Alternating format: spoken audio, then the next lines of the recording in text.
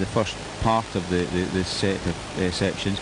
And lo and behold, there was a group of former very, very good road racers there, out enjoying the sunshine. All Scotsmen: Ian Duffus, Ian Simpson, Brian Morrison and Donny McLeod, up sitting on the bank and having a great old natter, and it was great to sort of be involved in that. So it just shows you that not just trials riders come to watch the Scottish 6 days, but guys who have raced at international level and World Championships, the TT. I mean, there was something like 6 or 7 TT winners effectively sitting in one group, and it was absolutely amazing. What's interesting to note is most of the top trials riders, top road racers, including the likes of Marc Marquez, Valentino Rossi, have all got trials bikes. And it's interesting when you talk to them that how good they think the trials riders are. And yet yesterday I watched a bit of the British Superbikes, and they had a massive crash with Leon Haslam, and they respect what trials riders do, and trials riders respect what they do. Fortunately, Leon was all right. He got up and walked away from it.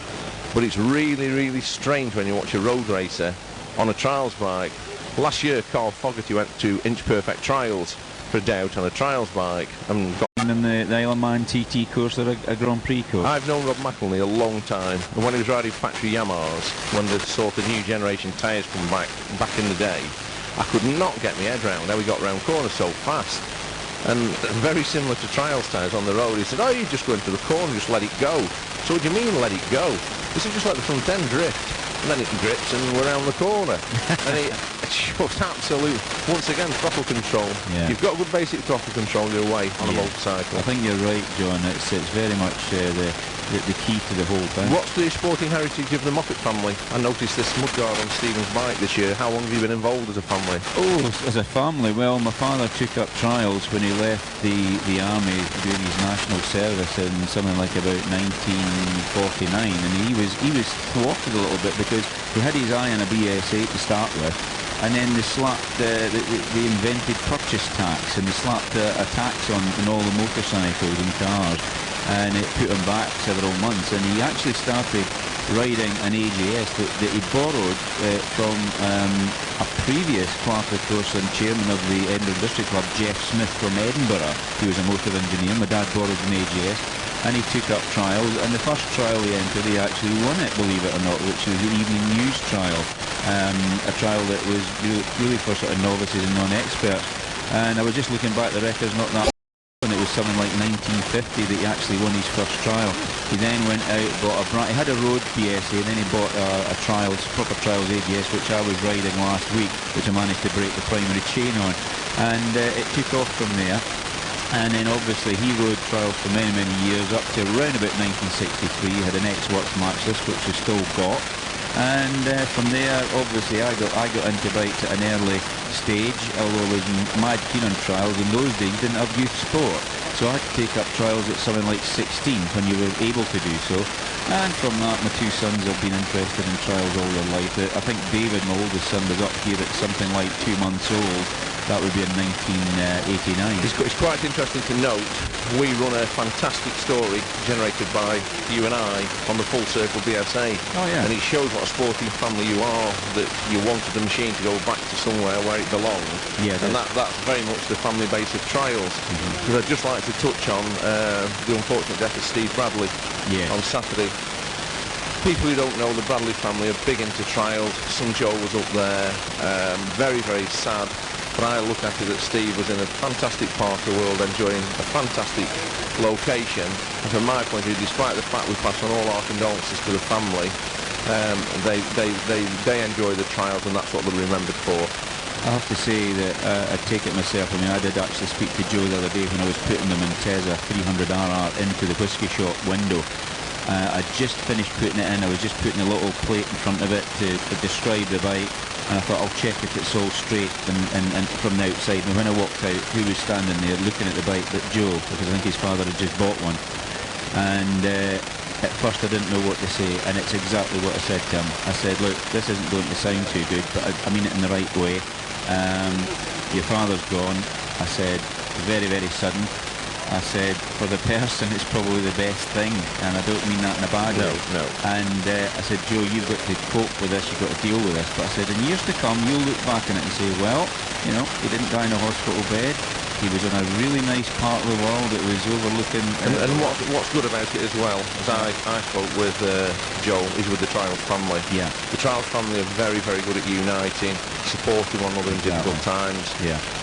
Unfortunately, late last year in May, just after the Scottish, I lost my father, and I cannot thank the people who supported me so well, including, name but a few, Dougie Lampkin.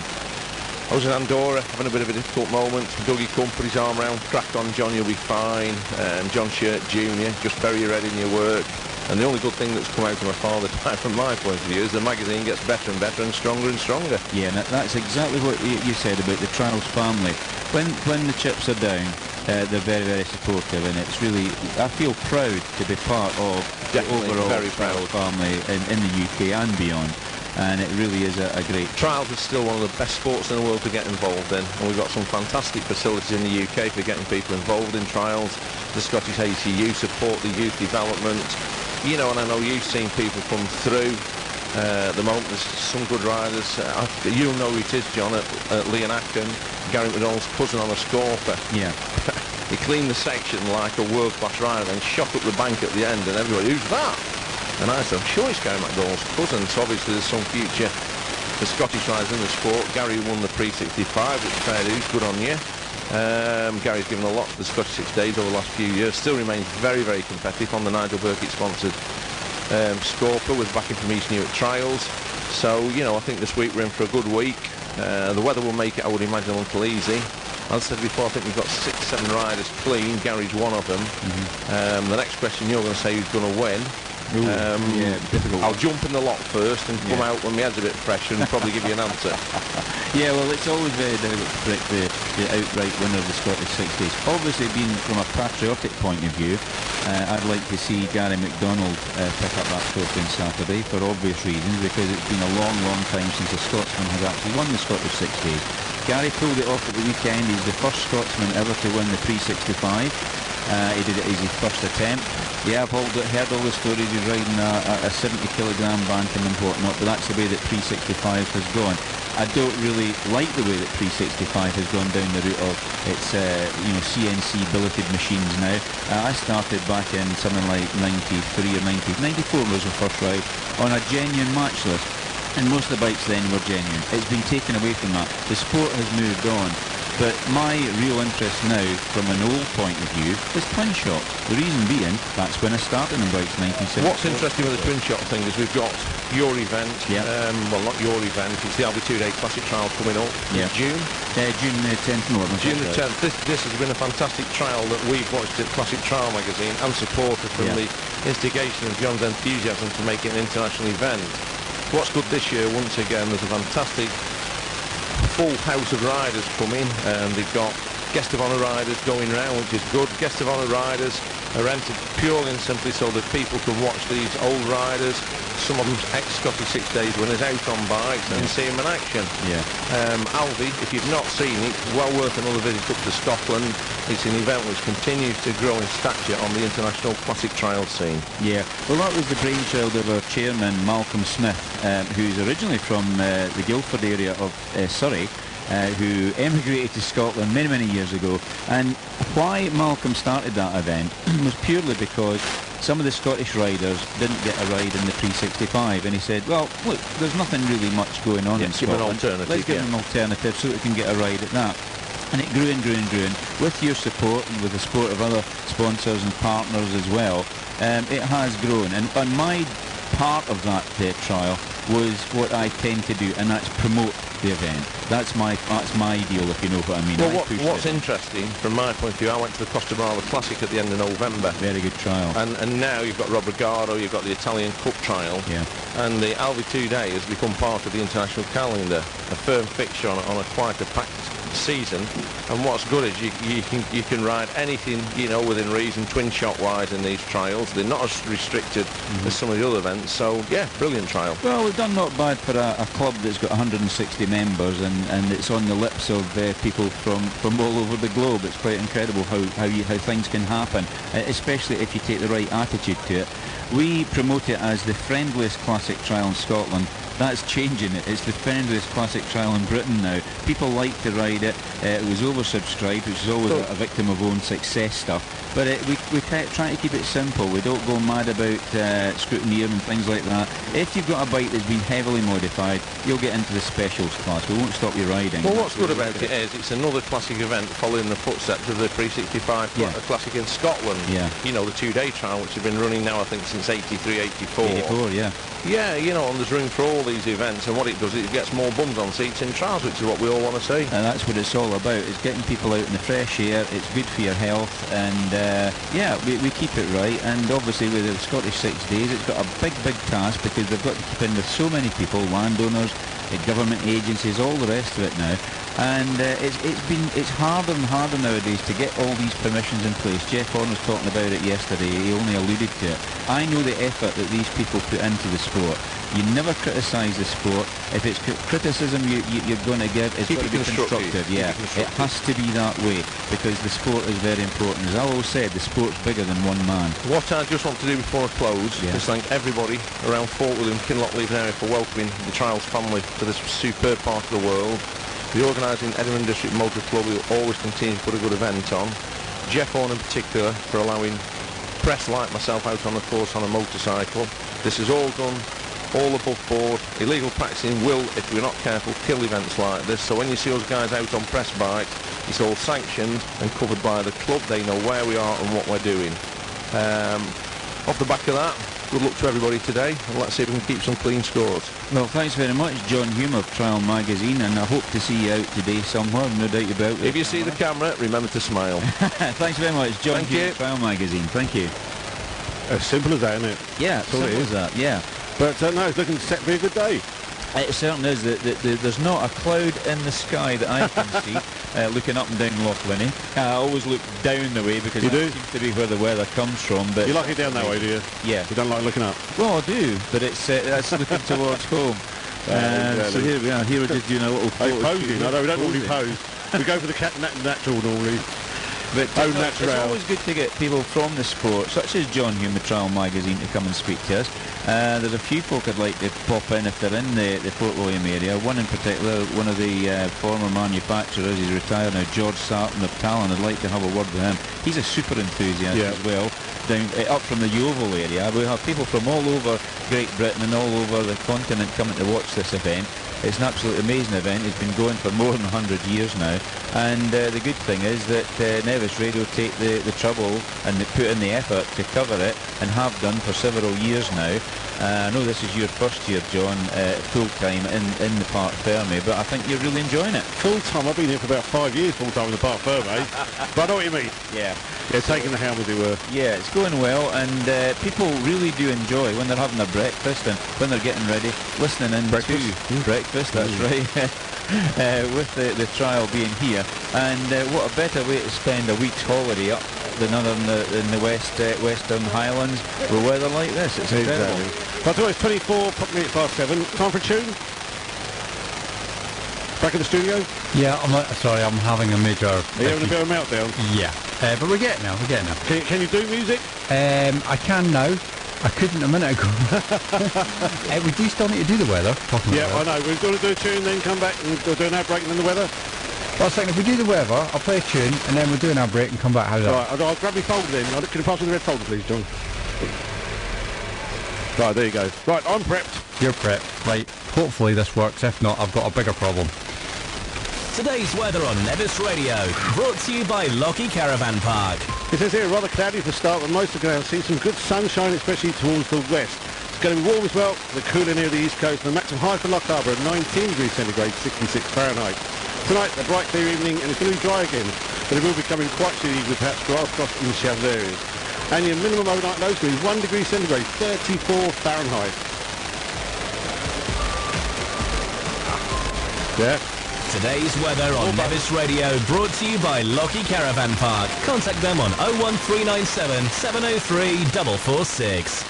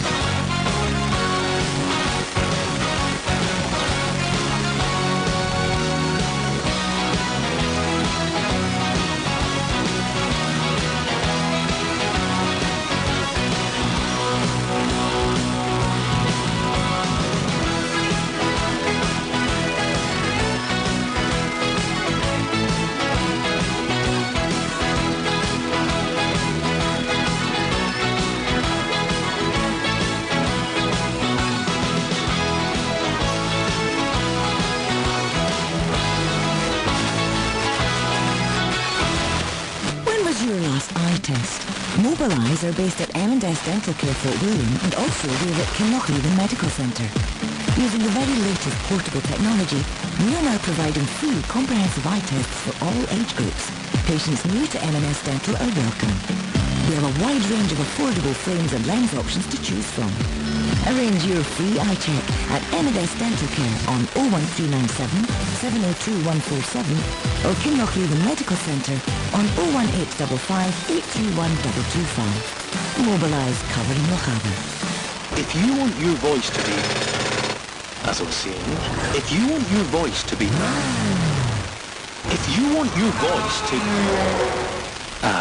The Scottish Council elections are happening on your doorstep.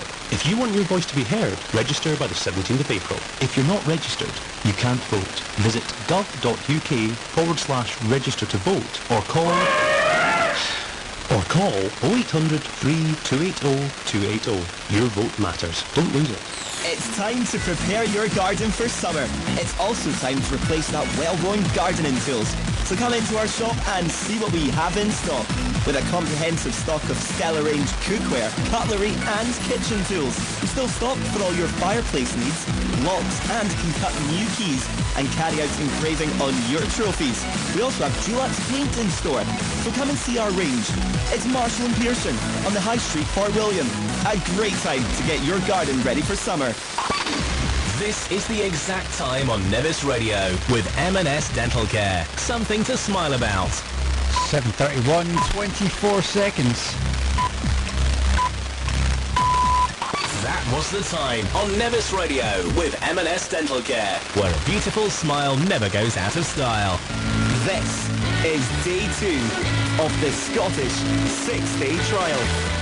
A warm Tuesday morning down at Park Ferme. The first rider has just gone away now. Who's that away? Rider 50 was that? Rider 50, let me see now. That is Juan Moncanal from Catalan Motor Club Abadesses on a Vertigo, I believe. There you go. Somebody asked me why they go in different orders. I know you explained this yesterday again, but through the day they start going blocks of 50 later than what they got the first 1 to 48 moves to the back this morning, and it's number 49 actually starts. So it's probably 49 that's away, and I don't know who that is because I don't have a list. Well, the list is here, but it was a number that was blank because there was some call-offs, last-minute call-offs that Mika DeVos was explaining the other day. So yeah, it moves round, and that's so that the riders get a chance, because obviously the burns are greasy when they get to them. A lot of slime, slime on them, and the first riders slip about a good bit. So it's just to give everybody a fair go. So they move round 49 riders per day, so that you have an early day. So for example, I suppose they're in bed too. They were getting breakfast all day. Yeah, exactly. So number 1 started yesterday. He was the first man off. That was Liston Bell. Liston then moves towards the back of the queue, so he's got a fairly late start today. And obviously number 49 kicks off this morning's run, the Tuesday run. Do you want me to tell people where we're actually going today? I was going to say, John, what's the route for today? What's the route for the day? Right, well, it's across on the Ardgour Peninsula, out towards the Moida area, but what they're doing is they're going down to the Corran Ferry, and then they do 5 sections out at what they call Ardgour, which is about just under 2 miles from the Corran Ferry itself. The riders will have done about 5 miles, but then the first rider arrives there at 10 to 8 this morning. Second group of sections, 3 sections in the group, is Girard. Quite a favourite section, it's been used for many years now. And then over to Carnoch, where there's 2 sections there. First rider's there at 10 to 9. Then up to Bellsgrove, it's a bit further up into the hill, it's in a sort of valley. Not really accessible for spectators, so I wouldn't bother planning to go there. It's really for observers and riders, that one. And then Loch Shiel, very much a restricted area. I think that belongs to the Conaglen estate, so thank you very much for their permissions for that run. Loch Shiel, 5 sections there. It's been in the trial since around about 2002. There used to be Loch Shiel A and Loch Shiel B, but now it's just referred to as Loch Shiel, and there's 5 in that group. That one isn't really accessible at all. You're not supposed to go there, so keep away from that one. Then, I can't pronounce this one, Uchthan I think it is. 3 sections there. It's a bit of a walk apparently, so that one is accessible. Corrie na Loch, 2 sections there. First rider's there at 11:15. Glen Malley, further 3 on that group at midday. That's section H, and that's away up into the hills there. Then round to Loch Arkaig, 2 sections at Loch Arkaig, and then down to the firm favourite Trotter's Burn, which is just beyond the hamlet of Banavie, just outside Fort William. Trotter's Burn, named after Mr. Trotter, who is the leaseholder of that ground, but it's just up the road from the original house of former Scottish Trials champion Alistair McGilvery and his family, and Alistair did a lot of back marking after he'd stopped riding. He's here and round about in Fort William watching the trial this week. He's an electrician to trade. So Trotter's Burn at the final group today, 2 sections there. Always a nice section to watch. The first rider gets there at 20 minutes past 1 in the afternoon. Total mileage 88 miles, fair old run, a bit further than yesterday, and of course total sections for the day 30. And they'll be staffed by the observers, and thank you very much to all these volunteers that come up year after year to do the observing and officiating at the Scottish 6 Days. Exactly. And back at the studio side, people want to be interactive and ask questions, they can do that, can they not? They can indeed. They can get us at Nevis Radio on Twitter, or look up the hashtag SSDT. They can also text us at 82055, just text Nevis, or they can get us on Facebook at Nevis Radio Official. Website nevisradio.co.uk. There's also a chat box on YouTube on Gavin, which I'm chatting to Mr. Wrigley again. He's watching. Good morning. And what else we got? Studio at nevisradio.co.uk. Plenty of ways of getting in touch. We want to come down and see us in person? Yeah, go down, go. Hello. The car park's open to public, come down to us as well. Exactly. I tell you what, we've got to say thank you. Oh, no, we have. Yeah. There's a delivery to the studio, wasn't there, last night? Yeah. Mr. Moffat doesn't know about this, does he? No, I doubt it. No, well, he might do. He's been looking on the Nevis Radio webpage. All right. So Archie over at Nevis Bakery brought us a box. Oh, I know. Yeah, Nevis Bakery. I know who you're talking about now. He's talking about buttery biscuits. Oh, dearie dear. Oh, the bestest. Oh, yeah. Aye. Highland award-winning biscuits. Yes. Shortbread. Yeah. Complete with a note. Yes. Do you want to read the note? Yeah, I'm just getting it. To the Nevis Radio Outside Broadcasting team and the guru Mr. Moffat himself. With compliments from Nevis Bakery, we listen to your broadcast every day. We enjoy the crack. You're doing a great job. Keep up the quality radio listening, and keep doing what you're doing with your fly cups. If you run out of biscuits, give us a shout. I like the bit at the bottom. Yeah. We haven't seen the biscuit yet. I'll tell you, no one running here. We haven't seen the biscuit. I got a message yesterday from Esme saying, there's a man here with biscuits. And my face lit up. Don't turn him away. Never turn Archie away. No. Biscuits or pies, we'll go for them. Is this why, Simon, you're also known as the Biscuit Boy? It is. I wondered why that. I do like a biscuit. Mr. Archie Patterson, am I right? Yes. Yeah. And of course his son Paul Patterson, a trials rider as well, so he's in the event as well. No doubt keeping company with that well-known car valeter, Mr. Gary McLennan, who was having a gentle refreshment when he finished the trial yesterday, so it's all good fun. There you go. Yes, we thank Nevis Bakery, thank you very much. And also some good feedback on the footage from the YouTube camera. Yeah? Like you say, people enjoying it. Okay, yeah, I say we're working on it. I say it's work in progress. Yeah. John, whatever you're wearing today, what are you wearing today? Clothes. Yes, every time I get close to me, I go static. I go like it's in my ear. What am I wearing? I walk away from it. It's fine. From there, I lose you now. Am I creating static? You're doing something. I don't know what you got. Well, I've just got a Hebo brand riding jacket on today because I thought I would leave the big Trial Magazine Michelin coat in the car because it was such a nice day. But other than that, it's just my magnetic personality. As ever. I was even going to play with electric. No. Roll with it. Yeah, roll with it. Hi, Dad. Right. My daughter's just arrived. Ah, you see, your second daughter. My Spanish. Your adopted daughter. Yeah, adopted. How did she do yesterday? We're going to look at the scores very shortly. Yeah, I haven't seen where Sandra is, but I've got the scores here, so that's fine. So I'm creating static, am I? There's something. And no disasters yesterday at all, as far as you're aware. Yeah. No, that's the answer. He's ignoring me now. Was that? I say no disasters on the course yesterday at all. No, not that I'm aware of. Good. No. That's okay. Everything went well. I haven't heard of anything. So yeah, it was a good day. It was, as we said earlier, the weather was really a topper weather day, wasn't it? Couldn't ask for better, and got all the crowds out, and everybody was smiling, and that's what it's all about. It's the day getting better with less wind, obviously, for the balance and that. I must help. Sorry, the what? Having less wind must be better today.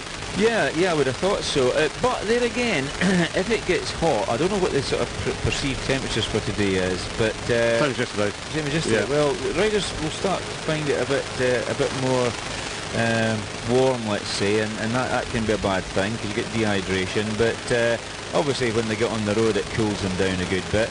But yeah, we're talking about 2000 was the last year it was like that, and they were riding in riding shirts. Yeah. You know, it was so hot. But yeah, what happens is a lot of them wear waterproof trousers.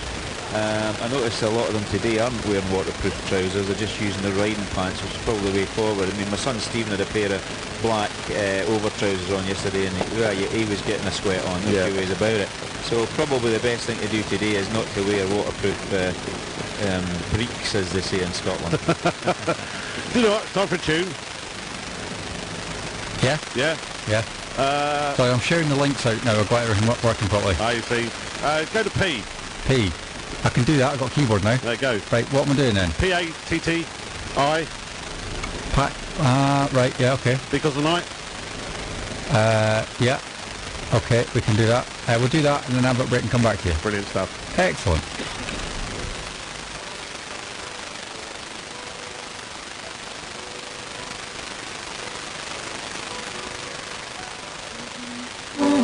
Baby, dear as I am, pull me close, try and understand. Desire is hunger, is the fire I breathe. Love is a banquet on which we feed. Come on now, try and understand the way I feel when I'm in your head. Take my hand from under cover. They can't hurt you now. Can't hurt you now. Can't hurt you now. Because tonight belongs to lovers. Because tonight belongs to life. Because tonight belongs to lovers. Because tonight belongs to us. How about down when I'm alone? Love is the rain with a telephone. Love is an angel disguised as lust. Here in our bed until the morning comes. Come on now, try and understand the way I feel under your command. Take my hand like it's understand. We can touch you now, can touch you now, can touch you now. Because tonight belongs to lovers. Because tonight belongs to life. Because tonight belongs to lovers. Because tonight belongs to us.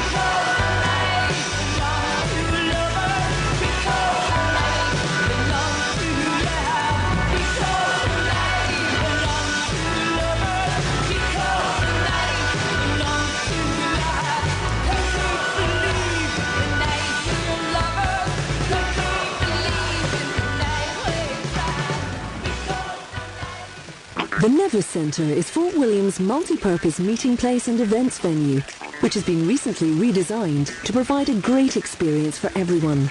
The Nevis Centre offers events all year round. Functions, sports activities, competitions, live music, art, business conferences and ceilidhs. Spectrum is a newly refurbished soft play area for the younger children, and Fusion, an area set aside for local youngsters to meet and enjoy time together. A 10-pin bowling alley with adjacent bar and lounge, for meeting friends or planning your day. The Nevis Centre, Aneard, Fort William. Contact us on 01397 700 707. Imagine the picturesque views of the west coast of Scotland, looking out towards the Isles of Skye, Egg and Muck, and taking in the fresh Scottish air. Imagine doing that on horseback. Now we have with us here you don't Ian need to Simpson, imagine. well-known road. Silver Sands Trekking Centre at Morrow is open 7 days a week, catering for novice to experienced riders of all ages. Silver Sands Trekking Centre has a range of treks and beach rides, available for individuals or groups of up to 8. Stunning sunset treks can be arranged in advance.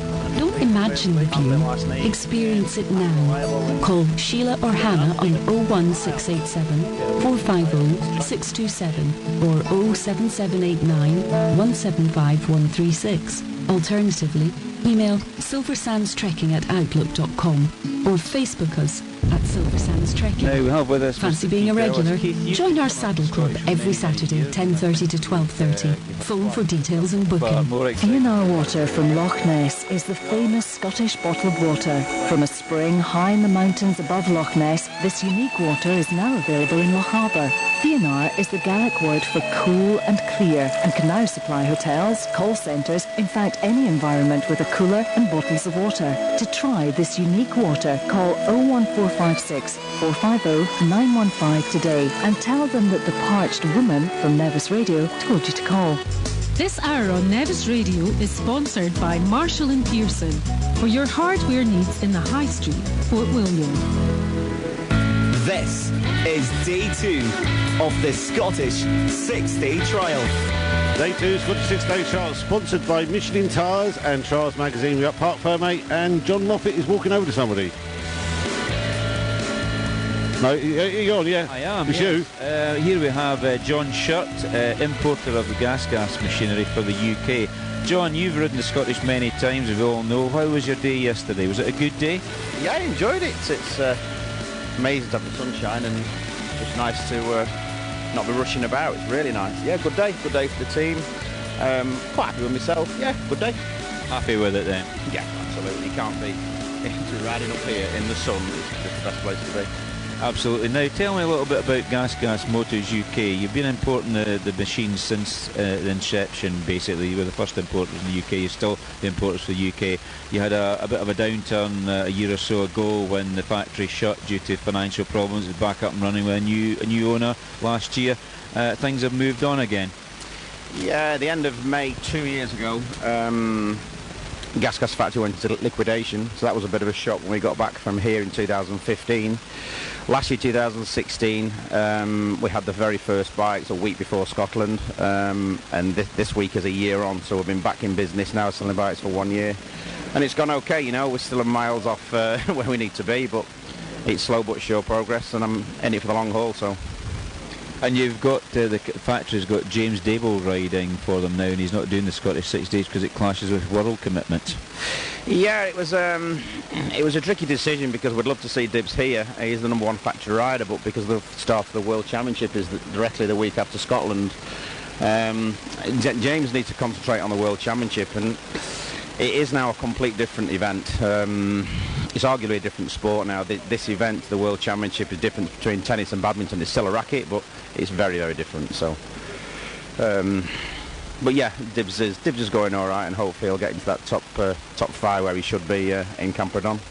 Now, do you import just the trials machines into the UK, or do you do more than that? No, Enduros as well, actually. When we come back from here, they've got an all-new Enduro bike, which is quite exciting. Don't really know much about it yet, but we'll have to... but yeah, that's the side of the market we have to get into. So yeah, when we get back from here, it's certainly no rest. Start with Enduros. Excellent. And how many more years do you think you'll be doing this malarkey?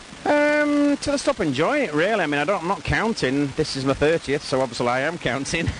But I don't really want to spend my time in the paddock. When I stop riding, I'll be at the sections, annoying my team riders and trying to interfere. And I'll always be up here. But I don't know. I'm enjoying riding, so keep going.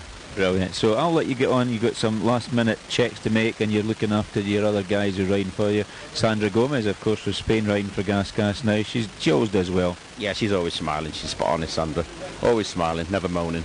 There you go. A bit like myself. A bit like yourself. So anyway, John Shirt of Gas Motors, thanks very much. Thanks a lot, John. Cheers, mate. Now, I had my microphone taken off me there. Was it that was causing the problem? I don't know, we did a bit of swap. Well, it sounds clearer to me now. Is it? Yeah, there's not so much crackling going on. That's good. Yeah, less like static. A bit of crackling on the old, well, there they go, yeah. So, yeah, thanks to John Shirt there, one of the importers of the motorcycles that they use in the Scottish 6 Days Trial, the Gas, which is made in Spain, and has been around for a long time now, and got over their financial problems. New owners, Terrat, the electric bike manufacturers. Lots of people ask me, what do you think the future holds? And I think electric bikes will be a big part of that, because of the not so much the environment, but just everything's moving forward. We've got cars like the Tesla, which is a sports car, which will see off many of the family saloons that are petrol driven. So it's just a matter of progress. It's funny because last night I put up a couple of pictures on Facebook, on my own Facebook, private one, which was a picture of my son at the start yesterday, Stephen Moffat, riding number 16, and a picture of my late father, T. Arnott Moffat, taken in 1954 on Weem on a 350 AGS, which is still owned. And Gary McDonald made a comment. He says, "Bikes have hardly changed, have they? And it's quite funny because when I looked at the pictures again, I thought, yeah, wow, a Monteza compared to an AGS. Yeah, they're both 4-strokes. Only a difference of about 100 cc's of capacity, but wow, what a difference in weight, power to weight ratio, all that sort of stuff, tyres, suspension, you name it. And of course the Monteza that Stephen's riding isn't a brand new one, it's actually an 09, and it's been in the family since new. And so is the AGS. It's still in the family, not all the time since new. It was 1951, but it's incredible how the development has taken place. And I think electric bikes do have a future. Scottish 6 Days future, not quite sure at the moment. It's the range that's the trouble, but they reckon that if there was a battery at every fuel stop for them that they could change, it's possible they could actually get the bikes round now. So it's interesting, and it'll be interesting to see with electric bikes how that progresses, because I was on holiday last year in Austria. I got a Bosch powered push bike, and it was an amazing piece of kit. I really enjoyed that. I'd never had one before. I didn't know how they even worked, and boy does it get up hills. Another thing was my wife was tailing me, and I thought, oh, she'll not get up this hill, but yeah, I turned around and there she was, and I'm like, oh, what is all this about? So yeah, interesting stuff. Do you want to do the sort of top scores so far? We haven't got plenty of time to do them all. What, about 9 minutes to 8? 9 minutes, yeah, we can do a couple of minutes on the scores. For this, or we just go straight into it? Back in the studio? Yeah, sorry, what? I had a head in the cupboard. We don't have a scores bed. Have we got a scores bed? Oh man, yeah, you do. We do it drive, not? No. Yeah. He's working hard. I'm earning my money today. I tell you that much. Yeah. You'll get a biscuit if you do this right. Shoot, I just want a nice easy morning, to be honest. Here you go. Hang on. No, here you go. This is day 2 of the Scottish 6-day trial. Yeah, and here we are with the results of the Monday's run, the first day. Obviously the day before we do the scores for that. And in the lead at the moment, there are 5 riders in the lead with no marks lost during the day's run. Gary McDonald from Kinlochleven, rider number 42. Jack Price, rider number 65. Andy Chilton, number 140. Jack Shepherd, number 141. And previous winner, 10 times, Dougie Lampkin, rider number 160. All on 0 marks for the first day. Then we have a further 4 riders on 1 mark lost. That's Guy Kendrew, Thomas Minter, Geordie Pasquet and Michael Brown. Michael Brown, who's been second a few times in the Scottish 6 Days Trial. Michael would really like to win this event, no two ways about it. Rider number 81. He must be coming up for, or has maybe just started. No, we're on number 74, which is Sandra Gomez, in case anybody's listening. Chris Pearson brings up the first of the riders who are on 2 marks lost. Rider number 183. Then Sam Haslam and the Gas, also on 2. Sam Connor, winner in 2005. Now riding a beta on 2 marks lost. Rob Waite, rider number 163, also on 2 marks lost, with Joe Baker, a former leader of the trial last year, who led on the first couple of days. He's on 3 marks lost, as is James Lampkin on the beta, in 15th position, granted, with 3 marks lost, and then James Fry on the Sherco on 16th position on 3 marks lost. Now then, let me see, where have we got to? Let's... I should really do what I do before, and that's rip the pages up instead of keeping them on. Scotch riders. Everybody wants to know up here, if they're local, how they're all going. So obviously the best rider so far is Gary McDonald on no marks lost, followed by Andrew Anderson, rider number 233 on 9 marks lost. Joe Dawson from Dunfermline, rider 187 on 16, and Craig Houston from Ayrshire on 45 marks lost, member of the Stevenson Club. Lewis Byron on the beta, rider number 240 on 18. Callum Murphy, local rider from Ballachulish, he's on 25 marks lost. Jordan Hayes in his first trial, Scottish 6 days, 28, he's down. Alan McMaster, also local rider from Banavie, first time he's riding in the Scottish, 35 marks lost. Ross Murray from Tain, he's on 38 marks lost. Drew Howie from Inverness, 39 marks. Stu Thompson, filmmaker, does a lot of filming for Danny McCaskill. He's on 40 marks lost. Gavin Johnson, former multiple Scottish Trials champion, still riding into his 50s now. He's on 41 marks lost. Jack Dignan, local rider from Roybridge, on 42 marks lost. Robbie Weir on 45 marks lost. Tyler Murphy, I should say, nephew of Tommy Murphy, son of Leaving Homes owner, he's in 46 marks lost. Gordie Murray, 59-year-old from Invergordon, 49 marks lost, followed by Grant Reid on 50 marks lost. So those are the Scots riders. Obviously there's heaps of them. There's also the newcomers, but that we can keep for later on in the show. And the riders are away. They've got, 15 minutes fettling today? 15 minutes, I think they're allowed in the car park, in the Park Fermi, to do a little bit of fettling, but... No, what was happening yesterday was that it wasn't tight on time. In fact, it was incredible. There was I helped a rider... I assisted to get a rider help with his car, just to see what time he had to weigh in at. And it was something like about, I don't know, it must have been about 7:10. I was speaking to this chap, Tom Middleton, and he didn't need to hand his bike into 8:02. So I said, well, I presume you've got to get a Lilo laid out in the car park, have a kip, because there's nothing to do to your bike. You had a Monteza Cota. And I went to one of the other camps who's very good at working out numbers and stuff like that with a computer with times, and he had ages to wait.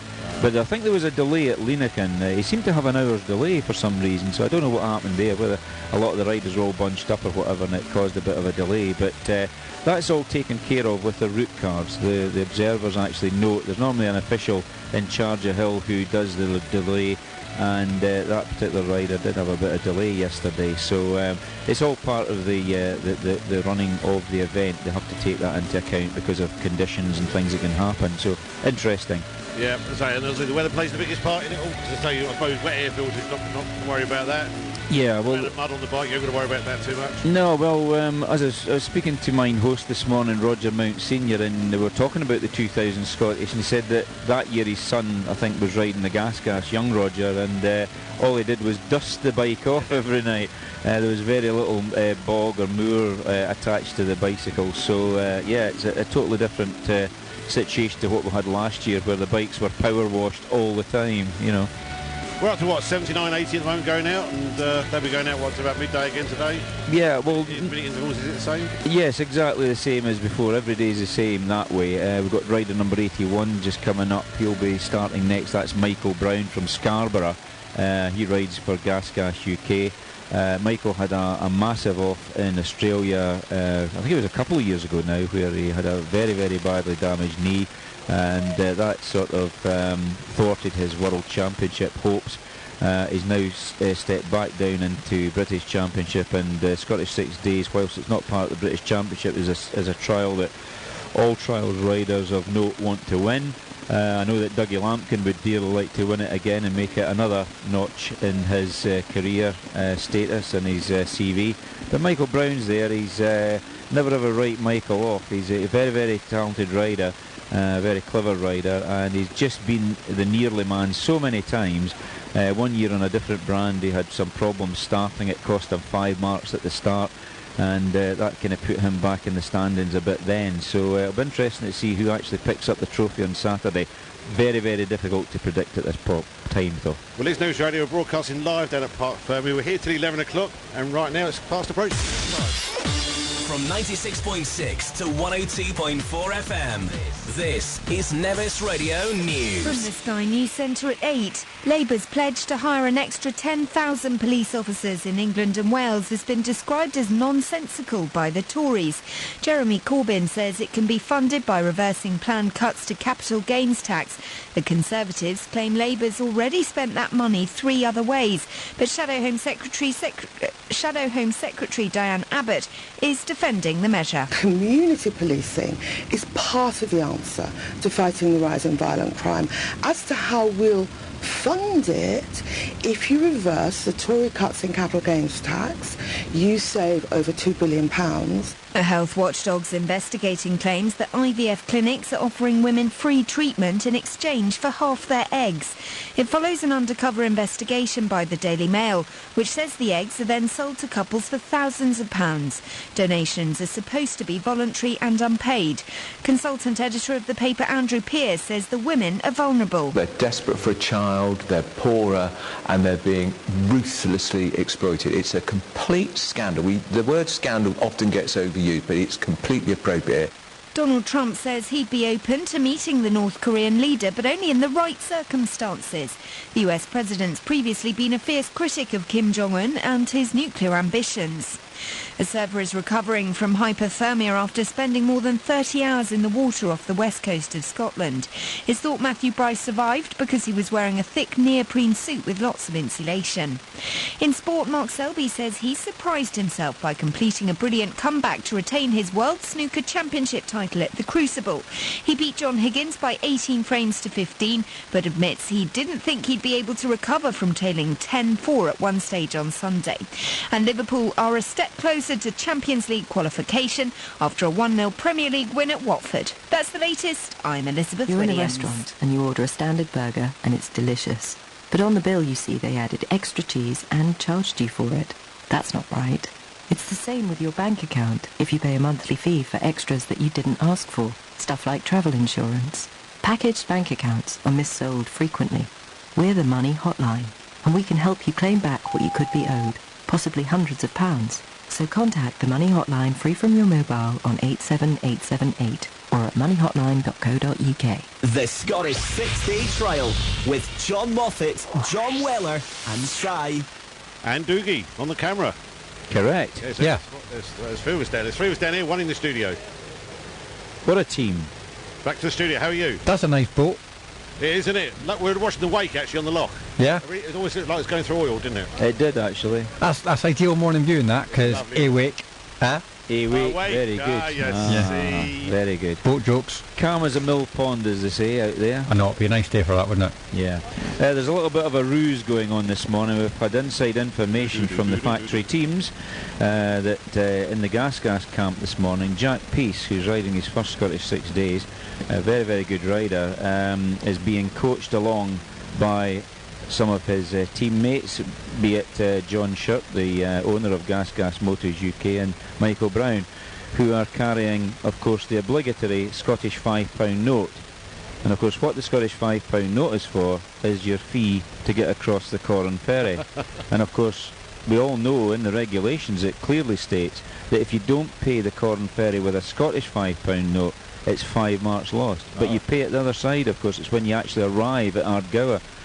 So that's a new one on me. So they must have slipped that one in under the radar, that they've actually put this on, that you must have £5 in your pocket, but it's got to be a Scottish one. Well, the English one's not valid anymore. Apparently not on the Corran Ferry. It's not legal tender because of the fact that it's in the middle of the loch. Yes, so So Jack's going to have a problem because I don't think he's got any money on him. So not only that, he's not got any money, he's not got a Scottish fiver. So that's going to be an interesting one when he gets to the other side before he does their Gower sections.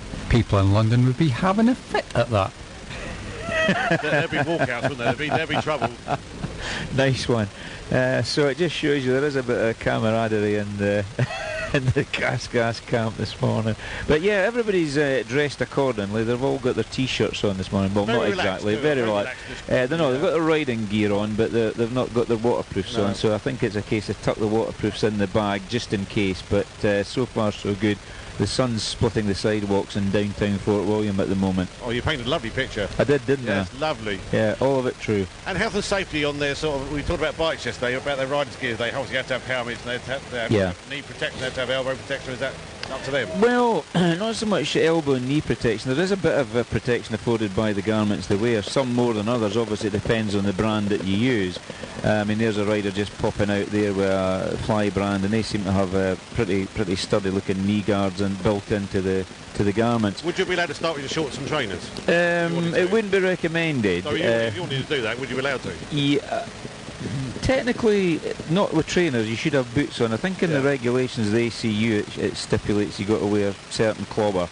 But it really, a lot of it is personal choice. You have common sense too. Common sense as well. But also, it was something we were discussing before. When the weather's inclement, that it would be great if you could have something like even the kit bag that was high vis.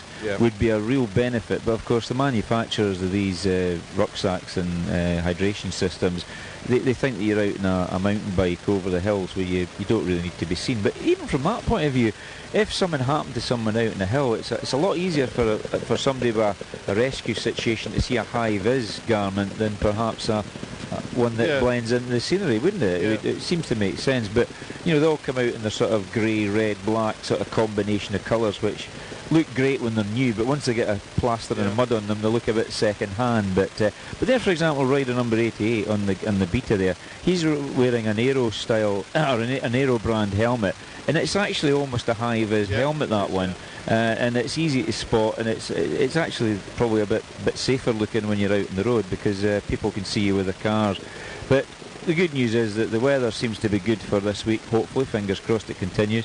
And there shouldn't be a problem, but it's only when the days where the light gets a bit dull that you have a problem. Exactly. Well, I suppose we need to do the weather, do we? We do. And John Moffat's going to choose a tune. All right. I got a random fact for you as well, John. Oh yeah, okay. See, in powerboat racing, they've all got bright orange helmets so they can be seen in the water when they fall out the boat. Oh, that makes sense. Yeah, because they're bobbing about a bit like a boy then, wouldn't they? Yep, just like that. Yeah, what a lad. I'm just trying to think what would be a good tune. I can't really think of one. Oh, Mr. Blue Sky then. That would do. That would do very nicely, wouldn't it? Yellow. Hello. Hello. All right. That's the one. Let's have a look here. I think I'm kind of working again now at last. Are you? Yeah. You got systems up and running, yeah? I've got something. Do you know what? It helps if you type blue right, doesn't it? Rather than Delou. Oh dear. It's one of them days. Never mind, you'll soon have a biscuit to eat. Why can't I find it? Why can't I find it? Electric lights. It's not happening. Why is it not happening? I don't know, Simon. This doesn't. It's not playing nice for me today. There we go. Right. Okay. So I have that and then the weather. Yeah. Oh, okay. I'll go do weather first, but whichever way you want to do. Oh no, we'll do weather first then. Right. Right. Yeah, we'll do weather first. Here you go. Today's weather on Nevis Radio, brought to you by Lockheed Caravan Park. A cloudy start with some light drizzle possible towards the east, but the rest of the area is going to have a lot of sunshine, especially towards the afternoon. Perhaps a nice day to shower again in the east. Warm in the west, cooler near the east. It's what it keeps on about, really. And your maximum high across Loch Harbour, that's one we're interested in. 19 degrees centigrade, 66 Fahrenheit. Tonight, a bright, clear evening. Going to be dry, quite chilly, and perhaps a ground frost. 1 degree centigrade, 34 Fahrenheit. Look at Wednesday. Low cloud across the eastern part, soon burning off. Then another dry, bright, hot, sunny day. Up to 18 degrees centigrade tomorrow, 64 Fahrenheit. Today's weather on Nevis Radio, brought to you by Lockheed Caravan Park. Contact them on 01397 703 446.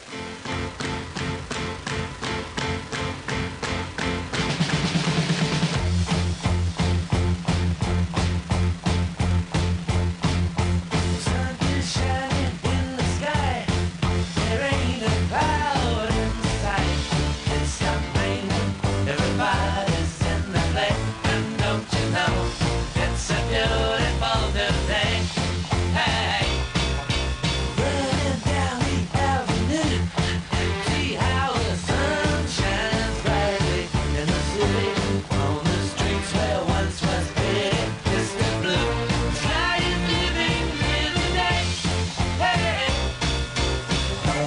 Mr. Blue Sky, please tell us why you had to hide away for so long. Where did we go wrong? Mr. Blue Sky, please tell us why you had to hide away for so long. Where did we go wrong?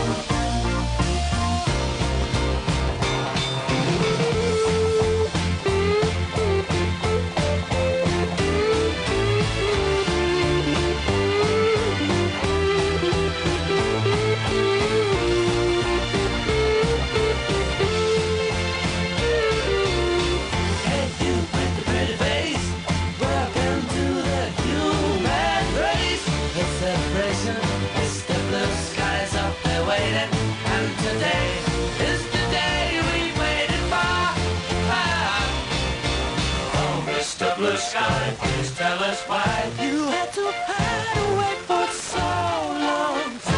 Where did we go wrong? Hey there, Mr. Blue, where's a place to be with you? Look around, see what you do. Everybody smiles at you.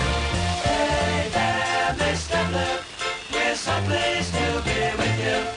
Look around, see what you do. Everybody smiles at you. Mr. Blue Sky, Mr. Blue Sky, Mr. Blue Sky. Mr. Blue, you did it right, but soon comes Mr. Light, creeping over. Now his hand is on your shoulder. Never mind, I remember you this way. Mr. Blue Sky, tell us why you had to hide away for so long. Where did we go wrong? Hey there, Mr. Blue Sky, we're so pleased to be with you. Look around, see what you do. Everybody smiles at you.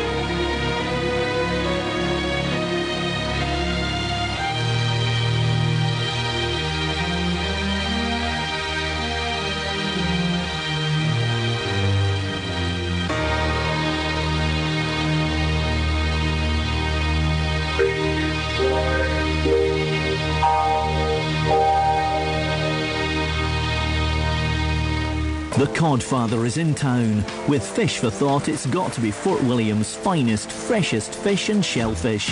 For the catch of the day, from the sea to shore and ship to shop, it's Ian Stewart Fishmongers, a real expert. You can't get fresher unless you catch it yourself. Give a man a fish and he will eat well for a day.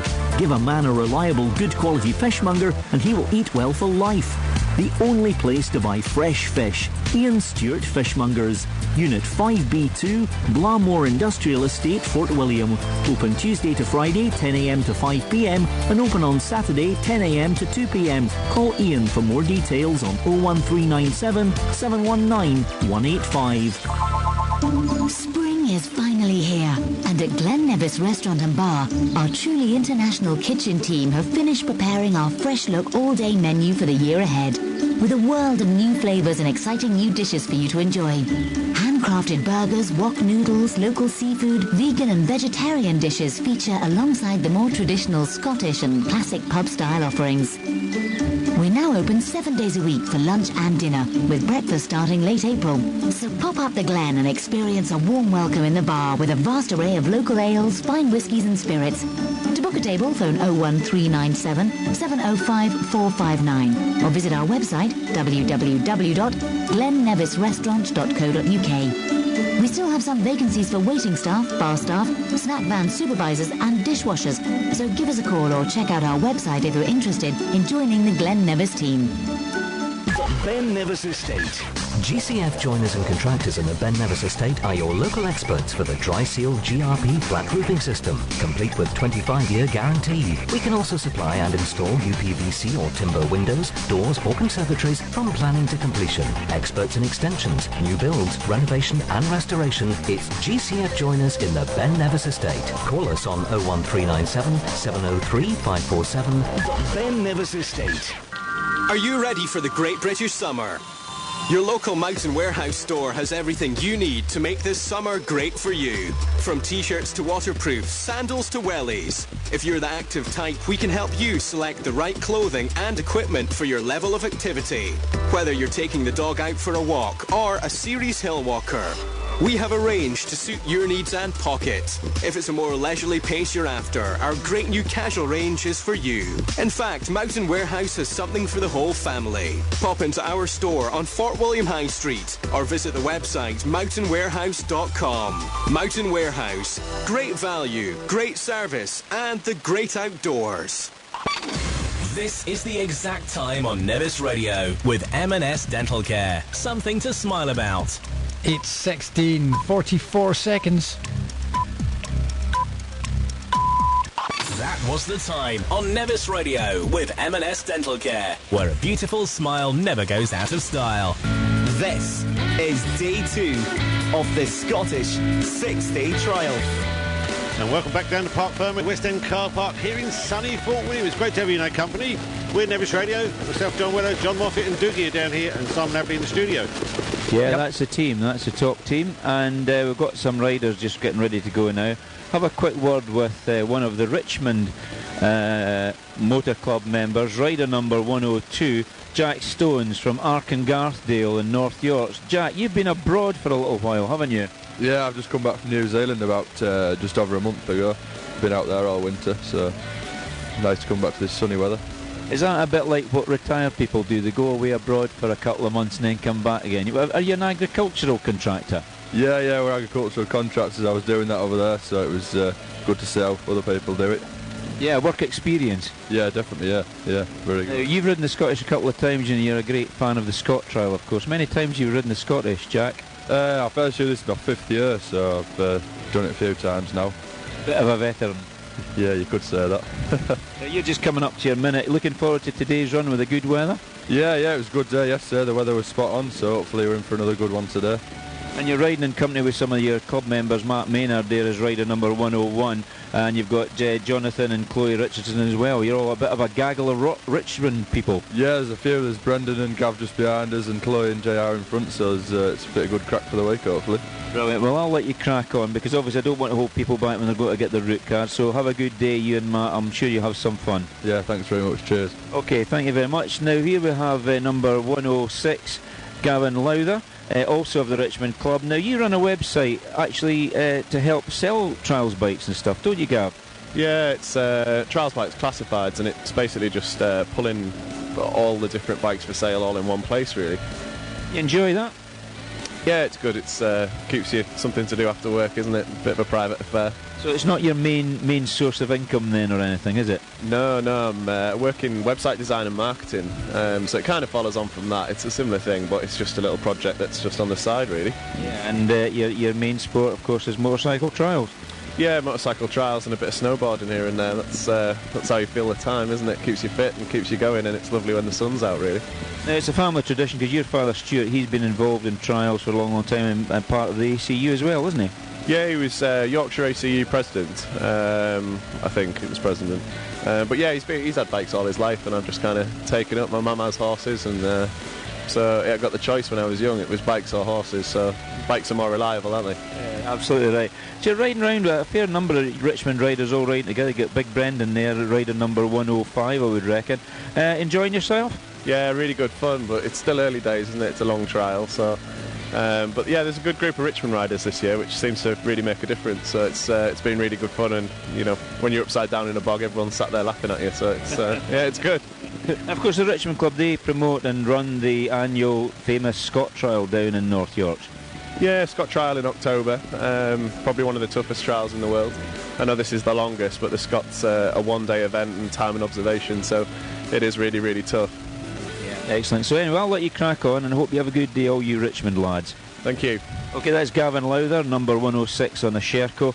And you heard his father's been involved with the sport for a long time as well, and ACU president. So yeah, it's all very much a family affair. Just what John Hume was saying earlier on, it's very much a family community.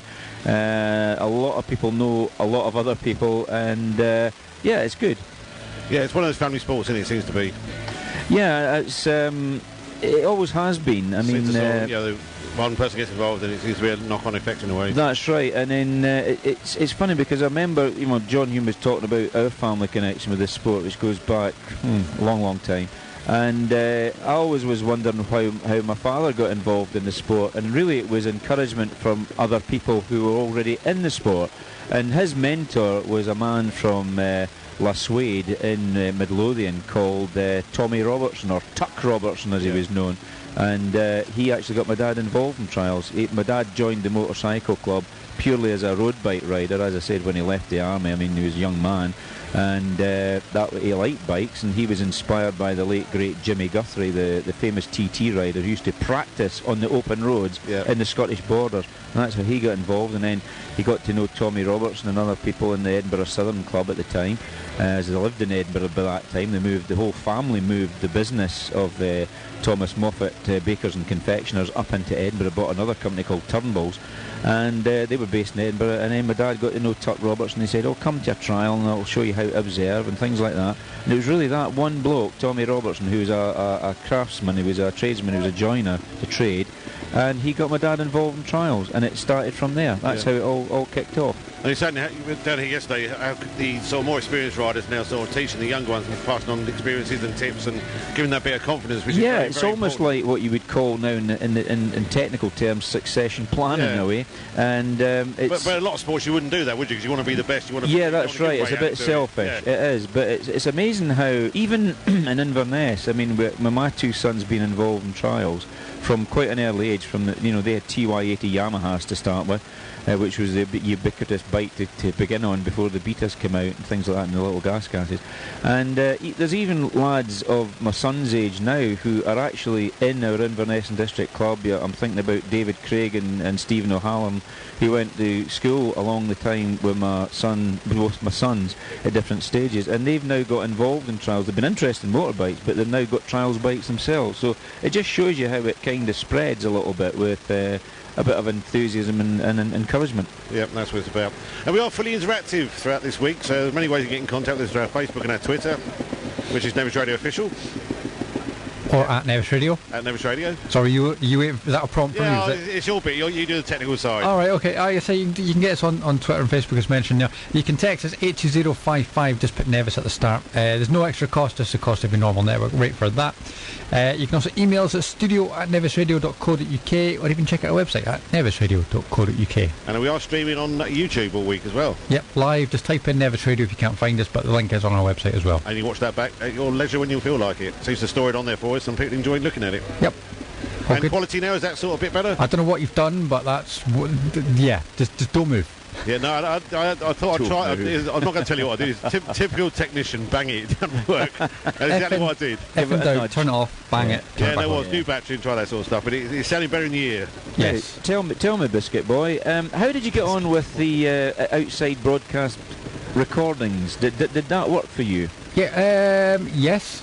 I believe you may have caught me editing stuff earlier on, but yeah, just a little bit, yeah. Yeah, well, and John what's it to me. Well, what's the plan for that then? Because I don't know, to be honest. Well, are you going to, I mean, they're not too long, are they? No. Yeah, so They are ready to go. Oh, well, why don't we maybe do one shortly then? Because you were roving yesterday, weren't you? I was roving, yeah, the roving mic, as they say. The candid recorder. But yeah, it was quite interesting. There's some interesting bits and pieces on there, isn't there? Not very many, but I'll be doing that today again. Well, you say not very many. How many do you need? Oh, you don't need that many, do you? It's all about quality, not quantity. Not quantity. Ah, That's yes, right. I think it there is. was 4, wasn't there? There were 6. Was there? 6. See, you lose track. Blimey, was there? Oh, I can't remember. I thought I'd Rabbit edited it at the bottom, at the end. But anyway, it's up to you when you can fit them into the busy schedule. Well, here. would you like me to play one next? Yeah, since why you not? mentioned Well, it? I was actually looking at the time. We're going to do local news at 8:30. Yeah. And then we've got Thought for the Day at 8:45. Yeah. So why don't we start to the next hour? Okay. Okay then. We could do that. Schedule it in then. And do you want to play a tune now up to local news, then come back to us? Well, what I'll do, I'll play a tune, do the ads, local news. And then come back to us straight after that, yeah? Yeah. I'm going to ask Doogie, tune. What tune do Oh, you here we fancy? go, right. It is a bit Scottish, trust me. Run. Something by Run Rig. Reg. Somebody by Run Rig, anything. Move a Mountain, is that good for you? Yeah, Move a Mountain or Amazing Things I like. Do you know what? I'd actually take Run Rick in before he'd said that. Which one? Amazing Things? Yeah, it's a good one for this sort of weather. Amazing Things. Sort of sets the sort of tone for the countryside people are riding in today. Does it? Yeah. Couldn't tell you. I see. Bit of a thought for the day in there. Right. Mr. Cedric in there yet? No, he probably won't be far away though. Anyway, right, okay, I think I'm organised. Run Rig Amazing Things.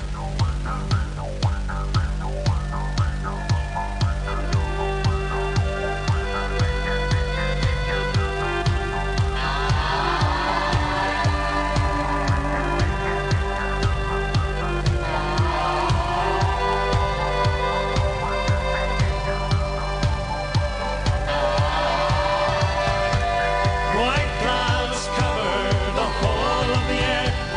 Concorde flies with the skies to the states. Lifetimes in memory, flesh being born. But this is the age of invisible dawn. And the man from the government says, show me a sign. The good in the moments, just have a good time. There's tension, starvation, night never falls. There's flies on the skeleton, shapes on the wall. As I draw my latest breath, amazing things are done on earth.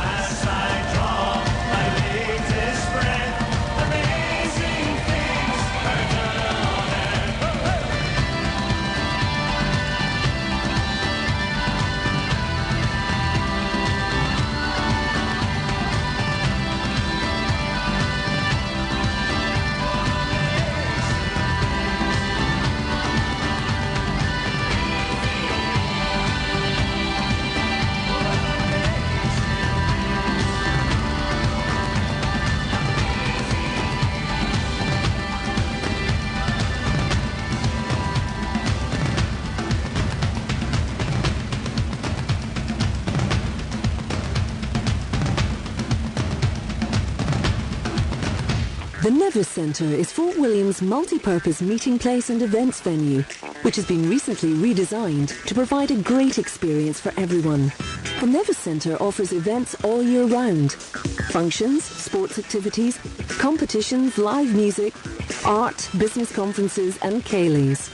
Spectrum is a newly refurbished soft play area for the younger children, and Fusion, an area set aside for local youngsters to meet and enjoy time together. A 10-pin bowling alley with adjacent bar and lounge. The Highland Sandwiches Cafe offers an airport-style cafe for meeting friends or planning your day. The Nevis Centre, Aird, Fort William.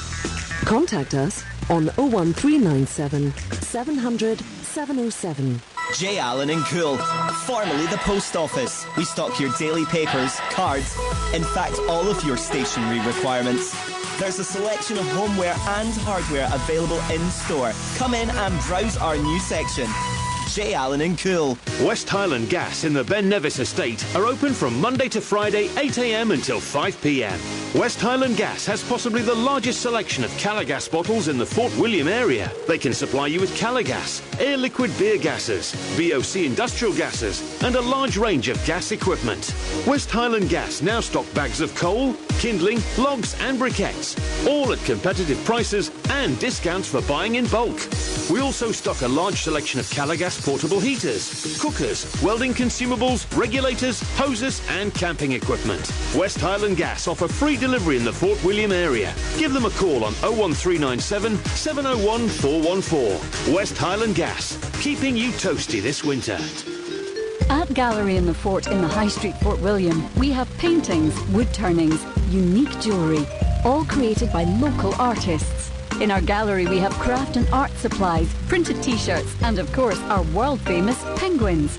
There's also a framing service provided by Gillian Sloan, who will be available to discuss your needs in the afternoons. She can still be visited in her workshop at Kinlocheel.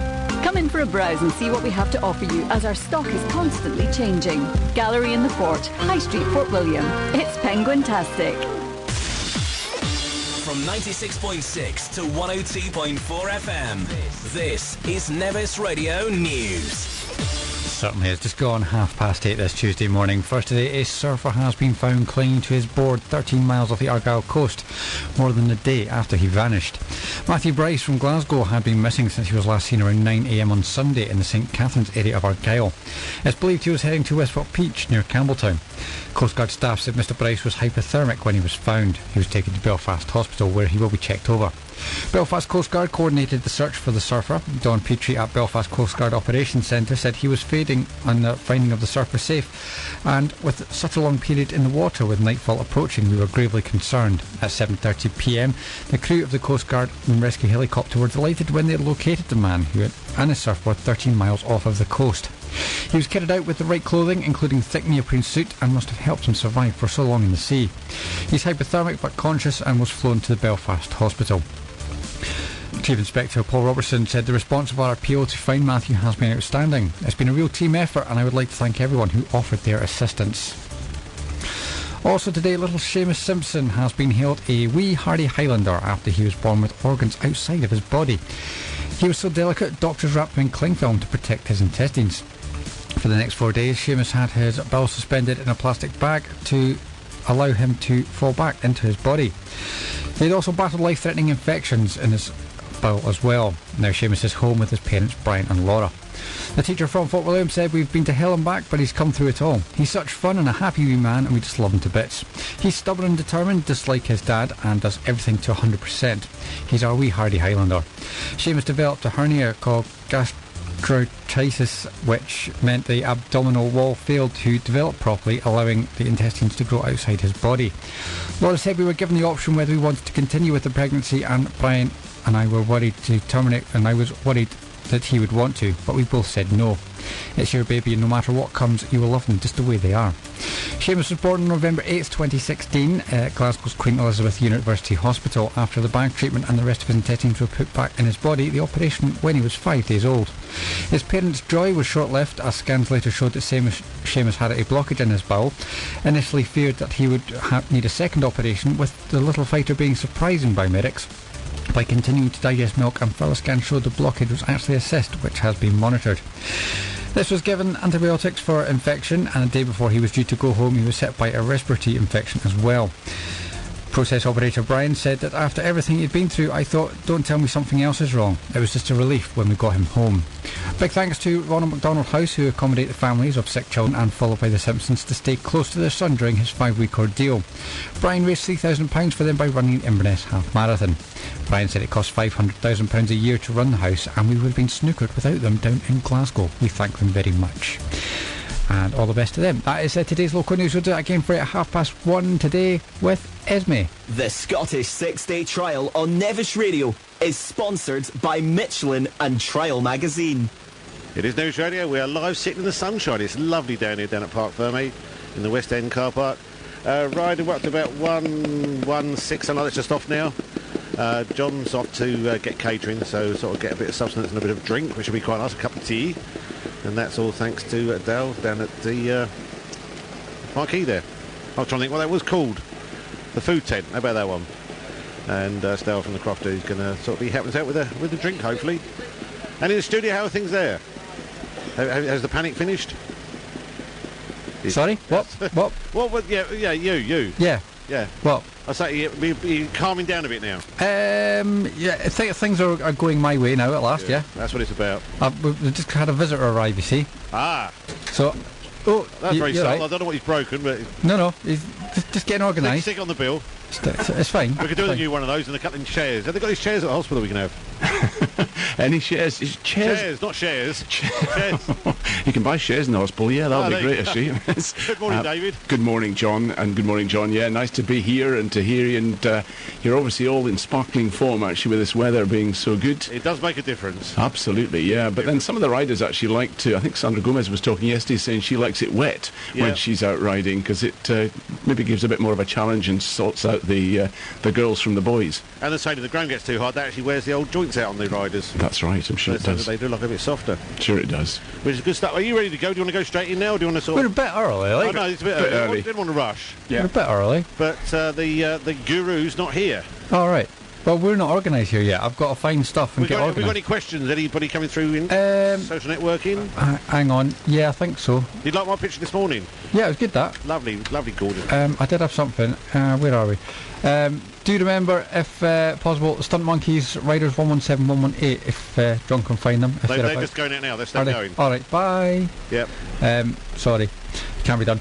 Other than that, no, I think that's it. Yeah, it's about 118 going out now. So so 117 went before that. That's the way it works. I can do sums. That's quite good. I'm just looking at the hashtag SSDT, which people are using as well. I believe the Cardiff Ferry's full of bikes. It will be today. Yeah. There's tons of them going up the slipway. And we're doing the route when John comes back, and the full schools as well. Okay. So do that. There it is. But no, it's actually gorgeous. I mean, if you've not been down here, you're not sure what it's about, pop down to Park Ferme, even if you just pop in for 10 minutes. Come in and see what it's about. It's a good atmosphere. It's good watching the bikes getting prepared, the riders, and I don't know. It's very hard to pinpoint it, but it sort of grabs you every year. You think 6 days sharp, time to get excited. Well, I guess for people that maybe don't see like the action out on the sort of sections, a bit like myself, I guess it gives you a bit of an idea of the scale of what's involved. Yeah, no, I think that's it. And I mean, obviously, you've got the big what's the word? Factories here as well with their big lorries. It's quite awesome, some of the gear they got. And they got their own workshops, and because some of the bikes go now and they might have a tyre change, this sort of stuff before they actually set off. Didn't have a chance to do it last night on the way in. Then I think they can go back and have a little bit of tinkering done there, but only sort of minor stuff, but that seems to happen as well. And parking, I mean, generally you can sort of find a bit of parking down here, if not sort of park up, I suppose, where's the nearest car park from here? I'll just try to think now. The one up by the old Tweedale, isn't it, out there somewhere? Yeah, aye. Just remember to put a ticket on it, because you'll get done. Yeah, it's getting serious, isn't it, now? Oof. Is it? Yeah. I don't know. Of course, you are about to be where the bikes are around. Somebody, one of my mates yesterday was complaining about the bikes and saying how dangerous they were, and then he said that was on Sunday. I said, well, they didn't start until Monday. So I said, I doubt it would be them.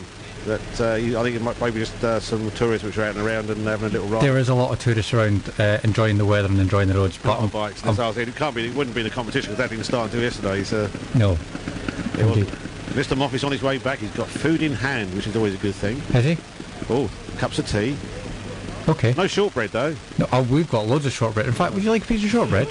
Well, that would be very nice, actually. I'll get it organised. Okay. Yeah. Thanks to Nevis Bakery. Yeah, Nevis Bakery sorted. Archie's a wonderful guy. He's he always gives us stuff when we go out to Rwanda and to Palestine, and so he says, "Come round to the factory, David," and I go out and I feel like I'm a shortbread salesman, and if they stop me at customs and things and see what I'm carrying, because I take it for the coffee times, because all the Rwandans and the Palestinians love Nevis Bakery shortbread now. Award-winning shortbread. Absolutely award-winning. And it's all over it's all over the world. He's got it in China. He's even got it in Chelsea Football Club. I can't believe it, actually. Wow, there you go. And so really, you're not a salesman. You are a dealer. Yes, exactly. Oh my goodness. Got him hooked. Crumbs. A pusher, crumbs. Yeah. Yes, absolutely. So you've gone on here, Mr. Sedgwick, and admitted you're a dealer. That sounds a bit iffy to me, doesn't it?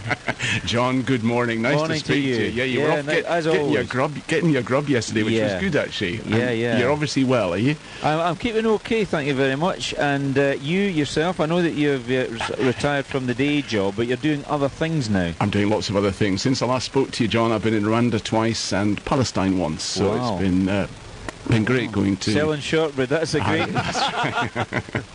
Great for a surgeon to go and do it, actually. Yeah, absolutely. No, so I'm teaching surgery, teaching basic surgical skills. I was teaching hernia repairs in Rwanda in February, and it's great privilege to be able to go and do these sort of things and to visit these people.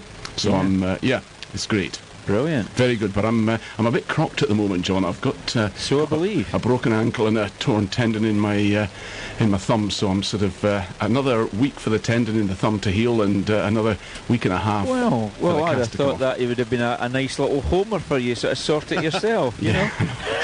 Ice baths. That's what you need. I wish.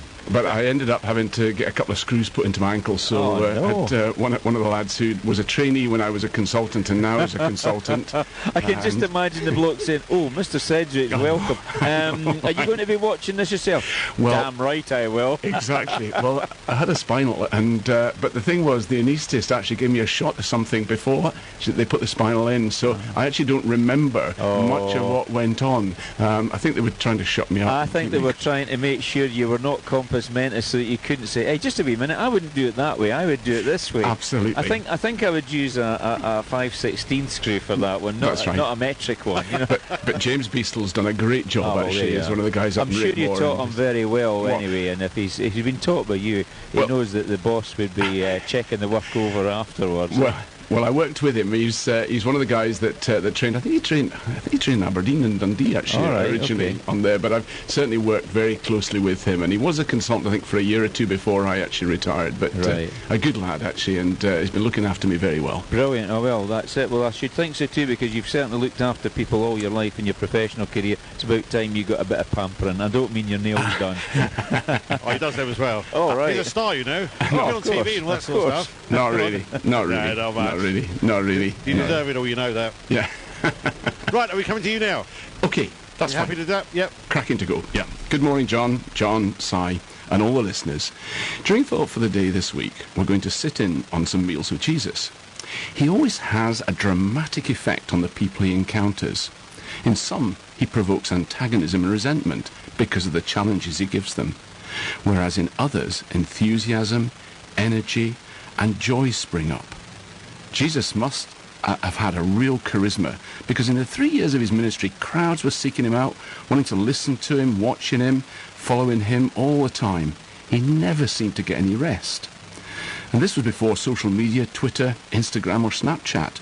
Word went round that the carpenter's son from Nazareth was in town, and he performs miracles. He talks a lot about being able to change lives and giving people a new direction. He gives a purpose in living.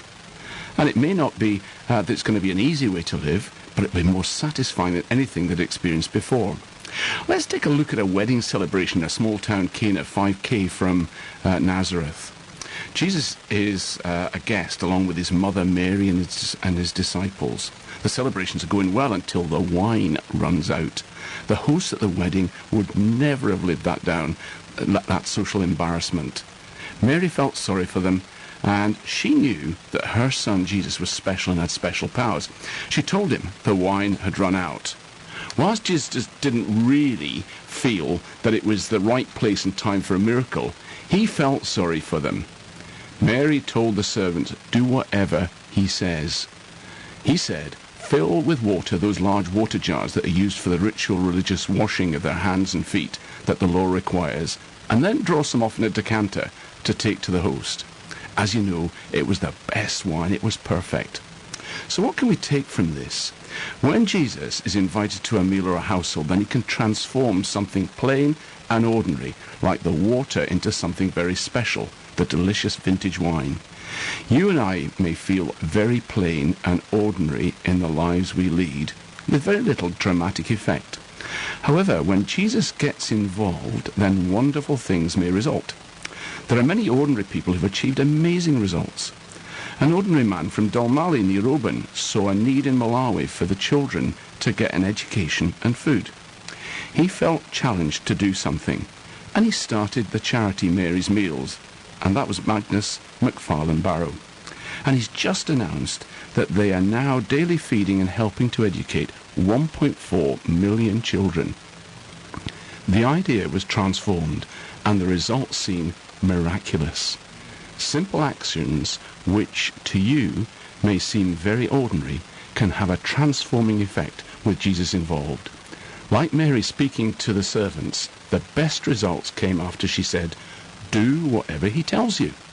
So listen to him, do whatever he tells you, and watch out for the results, and he may awaken you. Here's Mumford & Sons, "Awake My Soul." Thank you for listening.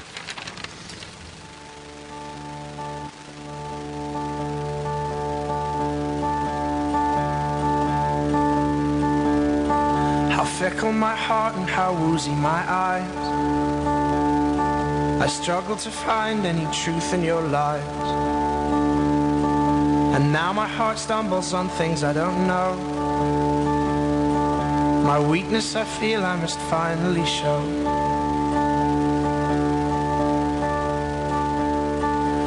Lend me your hand and we'll conquer them all. But lend me your heart and I'll just let you fall. Lend me your eyes, I can change what you see. But your soul you must keep totally free. Heart, heart, heart, heart,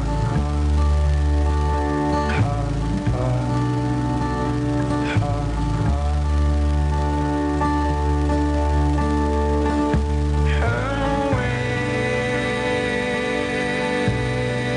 awake my soul.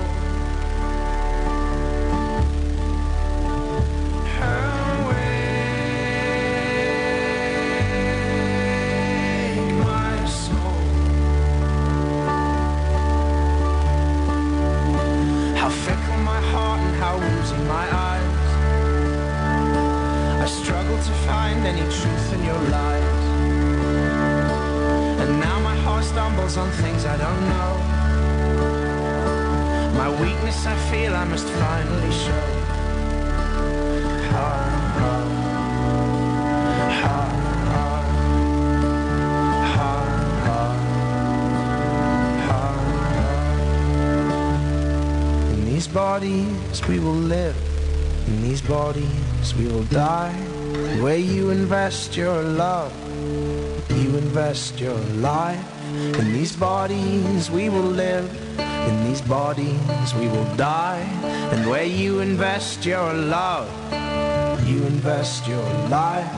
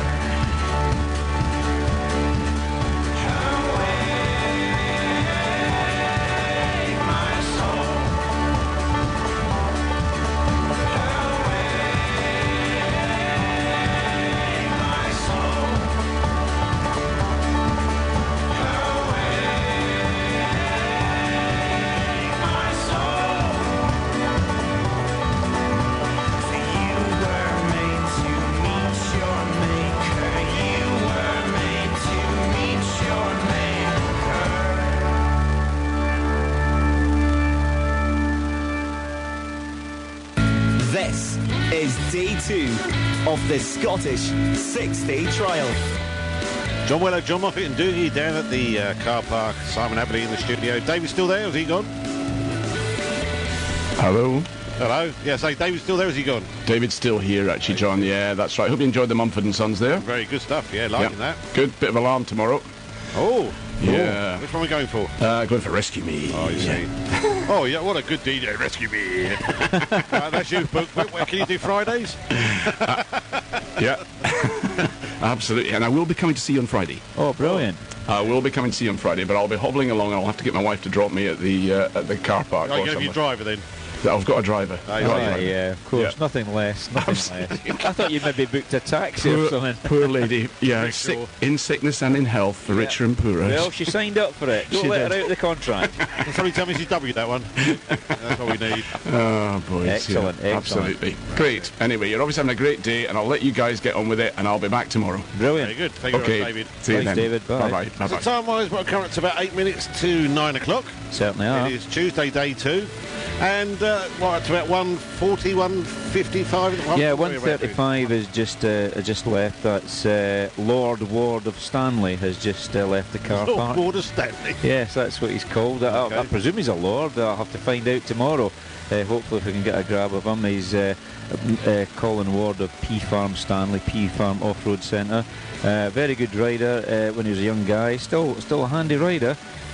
Respected Northwestern competitor, and his father before him, who actually got a semi-factory dot works ride way back in the 60s, and actually beat the great Sammy Miller in a trial. So yeah, it's the Ward family, and he's riding around with his son Travis, but we call him Lord Ward. And where's he going to be driving today, or riding? He's riding where he's going to be riding, that's the easy bit. Yeah, it's across the Corn Ferry to Ardgour. There's 5 sections there, about 2 miles down the road.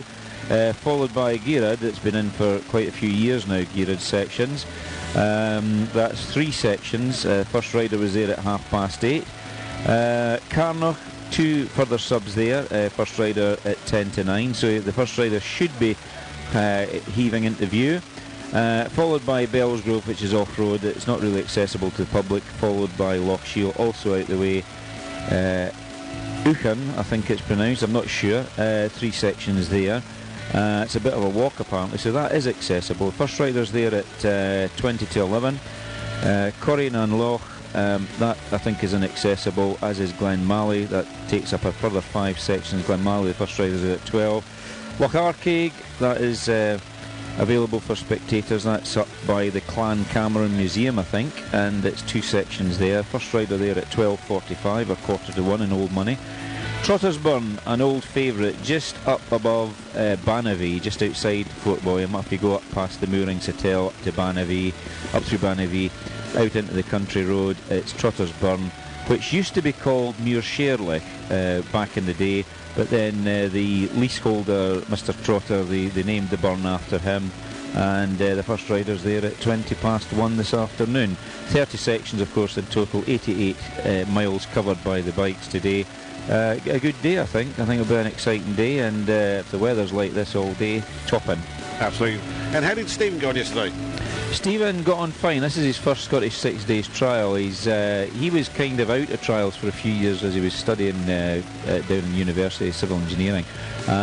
He's been riding all year, and he said last year when he came up, when he was spectating, that he fancied a crack at it. In fact, former Scottish motocross champion Richard Devine and him are quite friendly, and on Facebook and things like that, because they live quite far apart. Richard was riding round and enthusing about the trial. It was something that he'd always wanted to do, and Stephen said last year, he says, I'd like to do this now, because he didn't get the opportunity with being away at university. It just wasn't possible for him to do it when his brother was riding. David did it 6 times. So yeah, Stephen had a great day. Came off on the moors, managed to twist the front end a little bit, but got that fixed last night when he came in. Bike looks okay to me. I had a quick look over it. Obviously I'm not allowed to get involved with it, but yeah, it was fine. He had plenty of time. He had time to do a little bit of maintenance. Chain was adjusted and checked the airbox. Nothing in there, just a bit of dust, and didn't even put a new filter in. It wasn't worth it. So that was good. Nothing's been replaced so far. Tyres look okay. It's going fine. And one of the leaders just on his way out now with the yellow number plate. Yeah, rider number 140, that's Andy Chilton from Scarborough on a beta. Sorry, a Scorpa, I should say. What am I saying? I was reading the wrong line there. Yeah, Scorpa. If I'd looked at the bike, I don't know what it was. So yeah, there's about 5 yellow number plates this morning, one of which is local ace Gary McDonald, who'd dearly love to win the event. Doug Lampkin, had a quick chat with Doug in the car park this morning. He's looking fit as always, totally professional, of course, because he is the factory rider development engineer or development rider for Vertigo. And Doug obviously wants to make it, I think it's number 11 this year. I was looking at it last night, I was a bit confused. I thought it was his 10th, it would be his 10th one if he pulled it off this week, but I'll have to double check on that. I was looking at it and I thought, have I got something wrong here or what? But I'm sure one of the press releases said it would make it number 11, but however, I'll double check that. But it's certainly almost coming up to the score, you know, that he's won so many times. Somebody mentioned yesterday, I think it was yourself, how many riders have won it consecutively. It's quite a number, you know, dating away back to the late Hugh Viney of AGS days back in the 1950s. He was the first to score a hat-trick, followed by Mick Andrews. But then there's other riders who've come in, like French champion Terry Michaud, who I believe is here this week. And it would be nice to interview him if he had the time to come into the radio station. That would be cool. Terry Michaud is now involved very heavily with the Federation of International Motorcyclists, FIM, on the trials side. Terry won it, I think it was 84, 85, 86, and then after Terry it was Steve Saunders, who's now the importer of TRS, and he was a multiple winner 4 times on the trot. So when you look through the list of winners, and including Steve Colley and all these guys, you know, there's quite a few that have won it in succession. So it's quite good, that, and keeps it interesting. But it's like it's waves, it's generations. I was saying to Roger Mount the other day, you know, he was the best at his time. You know, he's 3 times Scottish Trials champion. So from a more domestic point of view, Scottish series, Gary McDonald is the most successful of all time. But you can't compare Gary McDonald with Roger Mount because it's a different era, you know. It's quite difficult to do that. But I think a lot of people would have to agree that, you know, Sammy Miller was regarded as the greatest trials rider of all time. But having said that, you know, there was no world championship. I'm sure they would. But the fact is that, you know, in Sammy Miller's days there was a European Championship.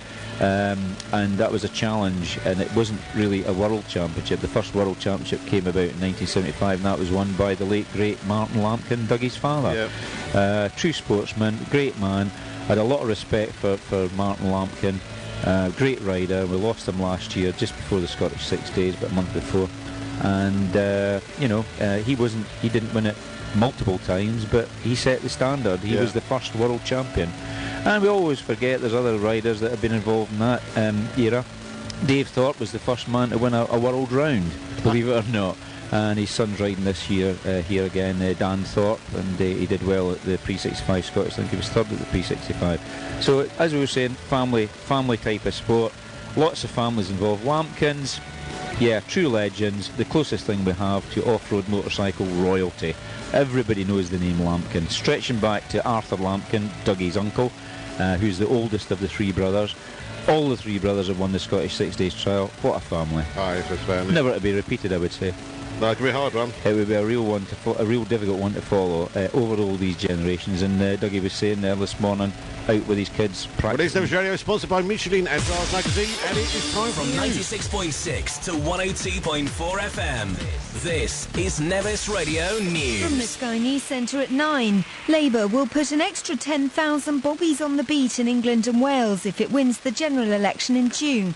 The party says it will be funded by scrapping the planned cuts to capital gains tax, but the Conservatives say Labour have planned to spend that money already, while Home Secretary Amber Rudd insists falling police numbers haven't had a major impact on communities. We have reduced the number of policemen on the street from 2010, but because the police have been spending that money wisely, and because we've worked with them on reform, there's been a reduction in crime of nearly a third since 2010. A health watchdog's investigating claims IVF clinics are offering women free treatment in exchange for half their eggs. An undercover investigation by the Daily Mail found the eggs are then sold to couples for thousands of pounds. schools are struggling to support pupils in need of mental health services due to funding cuts. The Health and Education Committee is calling for changes in the curriculum and ongoing work with teachers to fill the gaps. Their report found half of all mental illness starts before the age of 15. Dr. Mark Bush from the charity Young Minds says spotting symptoms early is vital. Schools have a really important role to play to educate young people in what to do in those circumstances, to become resilient, to prevent that mental health problem from escalating. A surfer who disappeared has been recovered from the sea after more than 30 hours clinging to his board. Matthew Bryce was found by a rescue helicopter 13 miles off the coast of Argyll. In sport, Mark Selby completed a brilliant comeback to retain his World Snooker Championship title. Having been 10-4 down against John Higgins at one stage on Sunday, he eventually won by 18 frames to 15 at the Crucible. And 5 weeks after he was born, Cheryl and Liam Payne have reportedly named their baby son. He's apparently called Bear. That's the latest from the Sky News Centre. I'm Elizabeth Williams. Ace Crackshot is a formidable archer. Wow! He can split a walnut at 100 yards. Pull! But ask Ace for the number of an emergency plumber when you need one. Oh, that's not a walnut. Maureen 118212, however, can get you the number you need like a shot. Maureen 118212 is friendly, efficient, and always hits the mark. Thank you, Ace. So for UK-based directory inquiries, speak directly to Maureen 118212 because she's good with numbers. Calls cost $188 plus $2.57 per minute for most landlines with a minimum 60-second charge. Mobile networks may vary. Maureen 118212. Live from the West End car park, this is the Scottish 6-day trial. The 6-day Charlotte is day 2, as you say, and we're talking about techniques and how people modify their bikes with sieves and things like that, and scouring pads and we certainly were. making We were filters just out looking bits at and that. pieces. I was just explaining that we use a domestic sieve that you grade flour with and sugar and all that sort of stuff. Cut them open and cut them with tin snips into the right shape, and we mould them into the Montesa mudguards so that you've actually got a gauze to protect the air filter box, because otherwise they just come supplied with holes. Yeah. And it just stops the big bits of muck going into the air filter quite well, but it allows the air to go in, because it's very important, because a motorcycle engine's got to breathe, it's got to suck air in, do the internal combustion stuff and blow out the exhaust. So yeah, it's all good stuff. And of course, don't forget gaffer tape. Gaffer tape, yeah. I don't know who invented that stuff. I don't know. I'd like to meet Mr. Gaffer or Mr. Duck or whatever it is, duct tape. Do you want to go and have a quick word with somebody maybe? I'll see if I can do that. You chat away. Yeah, go okay. on, give it a bash. Okay. He's gone over to Rider 160, which is Dougie Lampkin. He's just working on his bike at the moment, so he's got time. That's the idea. Here now we've got Vertigo Factory Rider, leader for today, rider number 160, Doug Lampkin. He's just doing his tyre pressures. Doug, how was yesterday's run? Did you enjoy it? Yeah, no, it was a good day. Obviously, weather was great in the morning. It's always nice to get off to a good start. A couple of little wobbles early on, I think, like everybody else, but then towards the end of the day, it got going really well. And yeah, nice clean day to start off with. Always great. You know, it's very tight, but there's a long way to go yet. So, no, good start, but you need to keep it up. Now, how many times have you won the Scottish 6 days? Is it 9 already under the belt? No, 10. 10, is it? You're missing, it's your age, that, isn't it? Yeah. It is. Yeah, no, 10 times. So yeah, I've had a good run. Good run. Can't be bad at that. You're still wanting to win this week. Oh yeah, no, absolutely. But you know, there's a lot of things can go wrong up here. You need a little bit of luck. It's a long week, so yeah, just keep plodding away, and we'll see what happens come Saturday. Anything special about the Vertigo Factory bike?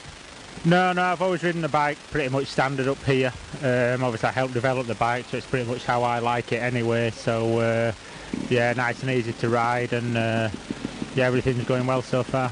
And of course this past few months you did the famous Dougie's wheelie through the Isle of Man, 37 3/4 miles in the TT circuit. Everybody thought, oh, it's a bit of a segue. I don't believe it at all. I think it was a pretty hard thing to do. Yeah, no, it's something that yeah, you sometimes think of things and maybe you shouldn't have done, and that was certainly one of those. I pushed myself very hard there. Spent 9 months getting ready for the project. Did 900 miles of practice of wheeling, and managed to do it live on TV. So yeah, for me that's box ticked. Big achievement. If if anybody thinks it was easy or anything like that, it's there. It's a circuit. It's, anybody can have a go. It's as simple as that. Yeah, give it a try and see how hard it is. Good luck. Good luck. Anyway, Doug, I'll let you get on with it. Nice to see you here again, and I hope you do well this week. Thank you very much. See you later. Thank you. That's rider 160, Dougie Lampkin, who's won it 10 times. He's confirmed it. I'll have to figure out which year that I'm missing on the websites, because I was counting up. Maybe I've got my arithmetic wrong, and maybe Doug's right. Maybe I'm getting too old for remembering all this guru stuff. Oh, I think he's just trying to down a challenge to you, actually. You've got to get I think he did, yeah. But no, a lot of people did criticise or make comment on social media when Doug was doing his attempt of the Isle of Man TT, and I mean, quite honestly, I used to be quite good at wheeling when I was a kid. When I started riding trials, I was probably better at wheeling at one time than actually riding sections. But I did a wheelie for about a mile, and I was absolutely exhausted at the end of it. One of the guys from our club at the time, Lanarkshire Club I was a member of, was following me, and we didn't clock it in, but it must have been either 3/4 or almost a mile long at a particular place. It was on actually it was on the public highway, believe it or not. Although I admit it now, they can't catch me now. But unfortunately, people were quite critical, saying it was effectively a Segway bike. No, I don't believe that for a minute. 37 miles of riding with the front wheel off the deck. Okay, you've got maybe a wee motor making a gyroscopic effect. That's quite normal for people who do wheelies for a living. But to get around the TT course like that was amazing. I've got a good friend, Kevin Carmichael. People have probably heard of him because he's a stunt rider. He now rides for KTM, and he goes all over the world doing motorcycle stunt performance. Originally from the Glasgow area, and Kevin Carmichael was the first to say, right, okay, the critics, get on a bike, ride round a TT course with one wheel off the deck for 37 miles, see how you like it and see if you can do it, because a lot of people just couldn't do it. Exactly. I'll tell you what, we need to do the weather. You do? Play a tune? Yeah, can do. Before we do that though, I've got a few shouts for you. Let's go for these. Anthony's saying good morning, and give Scott Turpin 127 a mention from everyone in Durham. Okay. What else we got? I'm just looking up. It's strewn across the social media. Also wishing Chris Moyer the very best of luck for the rest of the week, and also fingers crossed for Gary Mack for the rest of the week as well. Chris Moyer, who's got his tyres supplied by Ian Duffus, believe it or not, the former TT winner, 3 times TT winner, who was out on watching on the course yesterday at Lagnaha, has now taken up trials, has been riding trials for a little while. He's got a Beta, and I think he's got a Fantic he's riding their trial in June. Very enthusiastic rider. He'll admit he's not the best trials rider in the world, but he's a lot better than Guy Martin at trials. Oh, another statement there. I love these little off-the-cuff statements he comes out with. And final one I've got for you at the moment is David Ignan has let us know that the Bellsgrove Group D is open for business. There's a new spectator group of sections beside the Bellsgrove Quarry. Right, thanks for that, because David did actually try to phone me, but my phone's on silent, and I did notice a missed call, and I just wondered about that, because somebody did mention something about Bellsgrove being altered. I can't remember if it was David mentioned it at Hospitality the other day or not, but yeah, that's good news, because Bellsgrove used to be very much, not so much a no-go area, it was just a bit impossible to get, but that's good if they've got something down at Bellsgrove today. So and there's parking at the quarry as well. Brilliant, so there you are. And where could you get food today if you want to get food going around the course? I've no idea. Okay, that's fine. That's good, that's good. I'm sure there will be, because I know that the 2 days in a row I've asked him a question he couldn't answer. Yeah, that's good. Exactly, that's good. Yeah, normally they used to put it in the programme when the lunch check was on, but the lunch check is really more for the riders. But yeah, I know that there were caterers yesterday at Kinloch leaving at the old smelter, so I presume there'll be somewhere around the course today, I would imagine, so that the riders can pull in. So there will be catering available somewhere out in the course. Very good. Well, tell you, we can do the weather, do a tune, do an ad break, and then we come back and have the scores and the doors. And remember the interviews from yesterday? And the interviews from yesterday? Yeah. He's thinking about it. I know. He's moving stuff around now. He is moving stuff around, isn't he? You can tell. Oh, he's fallen asleep, one or the other. Possibly the other. And we've got 5 leaders at the moment, all on clean sheets. Dougie Lampkin being one of them, number 160, and our own local rider here from Kinloch leaving, Gary MacDonald. Multiple Scottish Trials champion. As I've said before, he's the most successful Scottish Trials rider ever, because he won more Scottish titles, and also he's been a British champion as well, British Expert champion. and having picked up the Pre-65 winner award at the weekend as well, his first attempt. Well done, Gary. Very good. Right, you ready back there? Okay, obviously not. Here's one then for you, while we're talking. Has it ever been a draw at the end of the day? And do they count back? How does it work if you get the same scores? At the Scottish 6 Days, I don't think there's been a draw at the Scottish 6 Days, but there's certainly been draws at something like the Pre-65, and normally that's covered by the supplementary regulations of the event. In the event of a tie, if it's a lot of marks, or a fair number of marks have been dropped, then there is a sequence to go through to see who's actually the winner if they're on equal par. But the problem then comes in if two riders come in clean with no marks lost at all, and that's where it can become quite difficult, because then in some events they go for the oldest competitor, so it's your date of birth count. Oh, come on, that's not on. Yeah, that's what they do. Oldest boy gets the prize, as it were. Or a combination of oldest bike, oldest rider, whatever it's been. But it's basically everything in motorsport is governed by the supplementary regulations, and also the regulations and rules of which come down from the top, which is the FIM down to the ACU, and in Scotland it comes down to the local SACU. It's all based on all these things, because the Scottish 6 Days don't have rules, they have regulations. Okay. The governing bodies set the rules. It's only people that can make rules, and then from those rules there are regulations. So if it's something specific to an event, the SACU and the ACU allow you to modify it accordingly, but the rules are governed by the governing body, the motorsport associations. Okay, very good. Back to the studio. Oh, it's quiet, isn't it? It is very quiet today. Okay, your phone's Must be there. the weather or something. Well, do you want to have a quick chat with anybody? Got anybody you want to go and see at the moment? Let me see now. Yeah, number 163. We'll have a quick word of 163. See if we can catch him. Excuse me a second. 163, Rob Waite. How many times in the Scottish now, Rob? This is my 5th time. Bit of a veteran now, aren't you? Yeah, getting there, yeah. Now, how do you enjoy the Scottish? It's obviously something you come back for. What brings you back here?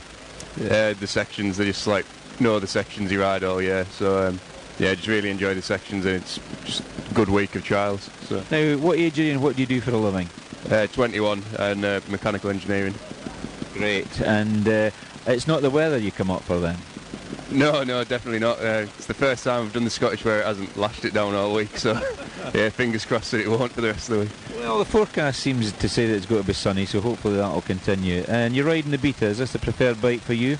Yeah, been on Beta for about 7 or 8 years now. Never let me down, so yeah, real nice bike. And did you start in the youth side of the sport? Yeah, 7 years old. Started on a TY80, so yeah. And member of which club? Richmond Motor Club. You organised the Scott trial in October? Yes, yeah, another good trial. Yeah. These two are the best trials of the year, so. Well, that's the ones that the Lampkins have always wanted to win, the Scott and the Scottish, so yeah, you're in good company. Yeah. Okay, anybody you'd like to say hello to? Mum and Dad, really, I think, yeah. Yeah. They encourage you to do this? Yeah, well, they're the ones who come up and keep me fed and watered, so yeah. Okay, no problem. We'll have a good day then, Rob. Right, thanks very much. Cheers. Okay, that's rider 163 from the Richmond Club, Rob Waite, on a Beta. Been riding since he was 7-year-old. So anybody back at the studio then? He certainly is, yeah. He's been on the phone apparently. People phoning in saying they're enjoying the coverage, which is good. Oh, brilliant. Well, that's good. That's acceptable. I thought he'd gone to sleep. But when he's on the phone, he can't hear what we're saying. Of course not. No, I haven't got enough ears. All right. No ears. You need an assistant then. Well, I need like more arms and more ears. Yeah. I was getting worried. I thought you'd run out of chocolate and had to go to the shop. No. I was on the phone. It was quite serious. You weren't there. Yeah, sorry. We were worried about you. It was. I'd actually go and do some work. Yeah. Sorry about that. You're all right. You could do a tap dance or something. Fill the time. I'll tell you. Let's do the weather. Okay. Today's weather on Nevis Radio, brought to you by Lockheed Caravan Park. It's looking pretty good, especially over Loch Harbour. Perhaps a nice later show as possible. We get towards the east. It'll feel cool near the east coast as well, with the maximum high across Loch Harbour, 19 degrees centigrade, 66 Fahrenheit. Tonight, a bright, clear evening, quite chilly, and perhaps a ground frost.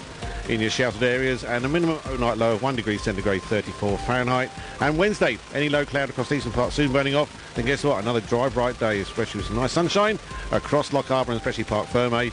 Feeling warm as well, with a maximum high of 18 degrees centigrade, 64 Fahrenheit. Today's weather on Nevis Radio, brought to you by Lockheed Caravan Park. Contact them on 01397 703 446.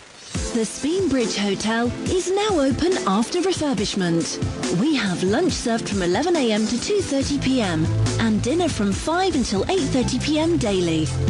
Book a table in our restaurant or enjoy a bar meal any night with locally sourced ingredients. Come and relax and enjoy a drink in our Commando Bar. Open 5 p.m. to 11:30 Monday, Tuesday and Wednesday. 5 p.m. to 12:30 on Thursdays, Fridays and Saturdays. Sundays our bar is open from midday to 11:15 p.m. Drop in and see our menu or call us now to make a reservation on 01397 712 250. Imagine the picturesque views of the west coast of Scotland, looking out towards the Isles of Skye, Egg and Muck, and taking in the fresh Scottish air. Imagine doing that on horseback. Actually, you don't need to imagine. Silver Sands Trekking Centre at Morar is open 7 days a week, catering for novice to experienced riders of all ages. Silver Sands Trekking Centre has a range of treks and beach rides, available for individuals or groups of up to 8. Stunning sunset treks can be arranged in advance. Don't imagine the view, experience it now. Call Sheila or Hannah on 01687 450 627 or 07789 175 136. Alternatively, email silversandstrekking@outlook.com or Facebook us at Silver Sands Trekking. Fancy being a regular? Join our Saddle Club every Saturday 10:30 to 12:30. Phone for details and booking. It's time to prepare your garden for summer. It's also time to replace that well-worn gardening tools. So come into our shop and see what we have in stock. With a comprehensive stock of Stella range cookware, cutlery and kitchen tools. Still stocked for all your fireplace needs, locks and can cut new keys and carry out engraving on your trophies. We also have Dulux paint in store. So come and see our range. It's Marshall and Pearson on the High Street, Fort William. A great time to get your garden ready for summer. Ferguson Transport provides a local integrated transport service covering road, rail and sea. With over 50 modern commercial vehicles operating locally and throughout the UK, we travel the length and breadth of the country. Our roll-on, roll-off shipping vessels equipped with cranes operate on the west coast of Scotland, with established warehousing and quayside facilities in Mallig and our own port and warehousing facilities in Kishaw. The shipping vessels are available for one-off private hires or long-term contracts.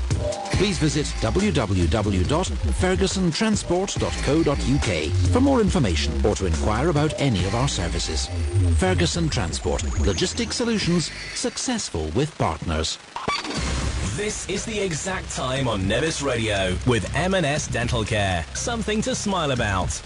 9:19 and 5 seconds.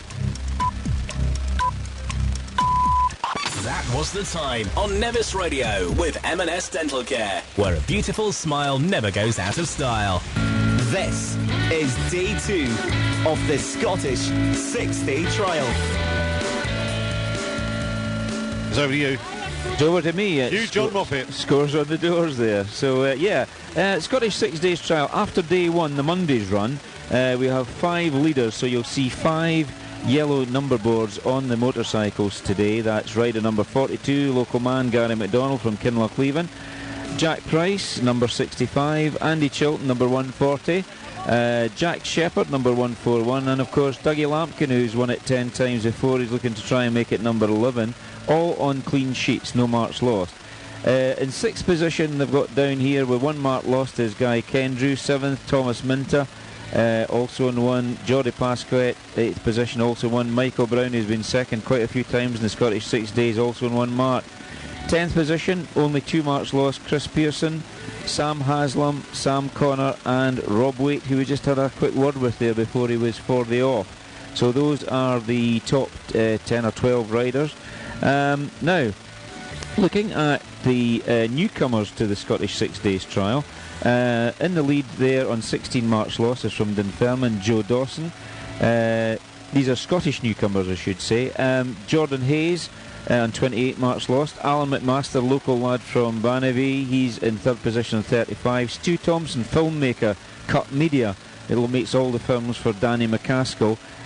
Fourth position in the Scottish newcomers on 40. Tyler Murphy from Kinlochleven, son of the owner of Leven Homes. He's in fifth position on 46. Chris Moyer, sixth position on 62. Stephen Moffat in seventh position on 73. C. Morrison, eighth position on 81. Robert James, I think it is, in ninth position, 81 March loss. Scott Horn, son of the Clark the Course, Jeff Horn, in 10th position on 101. And C. Allison on 11th position on 113. Females in the Scottish 6 Days trial. Emma Bristow, 3 times world women's champion, trials champion, 9 March lost. Sandra Gomez in second position on 29. Jess Bowen, B-O-W-N that is, in 53 March lost. Chloe Richardson from Skeeby in North Yorkshire, riding the Beta in 70 March lost. Kay Sweeten, I think it's Karen Sweeten, I'm not quite sure, I'll have to check that. She's the daughter of Dennis Sweeten from the USA, 98 March lost. And Victoria Payne in her first Scottish 6 Days trial, losing 100 marks on the first day. So well done to the ladies, that's 6 of them riding, all still in the trial, and led by the World Trials Champion, World Women's Trials Champion, Emma Bristow. So those are the scores on the doors. Been a few shout-outs for riders. I think the Scott Turpin was mentioned there from the North East. So hope you're all having a good day and enjoying the spring sunshine here in Lochaber. We just had a visitor. We have a visitor. Isabel McPhee. Yes, with Bearing some goodies, and she'll be out and about on Thursday in the car park beside the mooring, selling home baking for charity. For charity, yeah. Yeah. Out that way, please go and see her. Cooking is brilliant. Yeah, there you go. Nice bit of baking. And we got a fruit loaf. Fruit loaf. Ooh. And of course we've got Nevis Bakery with biscuits all over the place wherever they've gone. We haven't seen any of those yet. Yeah, exactly. I don't have any feedback on or throwback on my little gizmo here. I've gone slightly deaf. Yeah. It seems to have bounced off station. Oh, I just turned mine off by accident. Oh, well, never mind. I'm back on now. Yeah. So it's all technical stuff, this. It's Nevis Radio, your community radio station right here in Fort William. We broadcast 24 hours a day with a big gang of volunteers, basically. Absolutely right. Round about 60 volunteers come up every year and staff the Scottish 6 Days trial, plus the committee, of course, and led by Jeff Horn, who's been doing it for 2 or 3 years now. 5 years, I think he said yesterday. So yeah, it's all underway. Second day getting underway here, and really a nice day. It is. It's actually gorgeous. Where would we be without volunteers, do you think? At least nothing would happen when there'd be no radio, no bikes. Yeah, it's not all staffed by professional people. It's a lot of things nowadays are done by volunteers in all sorts of forms of walks of life. So yeah, great. Which is good Does stuff. that mean I'm a professional? You are. Whoa. You get a wage back it out. Quality. I like that. Anyway, I've got a wee note here for you from David Egnan saying there's food down at the quarry. There you go. Food down at the quarry. Yeah. Over there, yeah, that's at Bellsgrove. It's worrying. People are listening. Yeah. See? He's trying to tune his aid in now. Can you hear me? Can you? No, I can't hear a thing. He can't hear a thing. It's a bit disconcerting. Rider 169, I think, is just about leaving now. So that's where we're up to on the list. The list is in front of me here, which is... Yeah, 169 is Andy Perry from I think it's Newton Ards, I think he lives, isn't it? Ards Motorcycle Club from Northern Ireland. So he's getting ready to go now. Did you get a chance to have a look at the countries taking part? I didn't get a list of them or anything, but I mean, as far away as Australia. So it's quite interesting. I mean, obviously it is an internationally acknowledged event. There's Americans, the Canadians here as well. Canadians, the Germans, Spanish, of course, Dutch, yeah. Peter Miltenberg, I featured him on my website not too long ago because he rode last year. He's the importer for both Sherco and Scorpa machines to the Netherlands. And of course we're streaming all over the world thanks to the internet. And last year, how many hits did we have on the 6 Days trial week? Just over 250,000. That's crazy, isn't it? Just a few. It's crazy. So that's looking onto the Nevis Radio website. And so you've got friends and family around, then let them know where it is. And you can watch us live through the app which is on there. It takes you to a link to YouTube. Yep. Or you can listen in thanks to TuneIn or other devices which are available as well. Yep.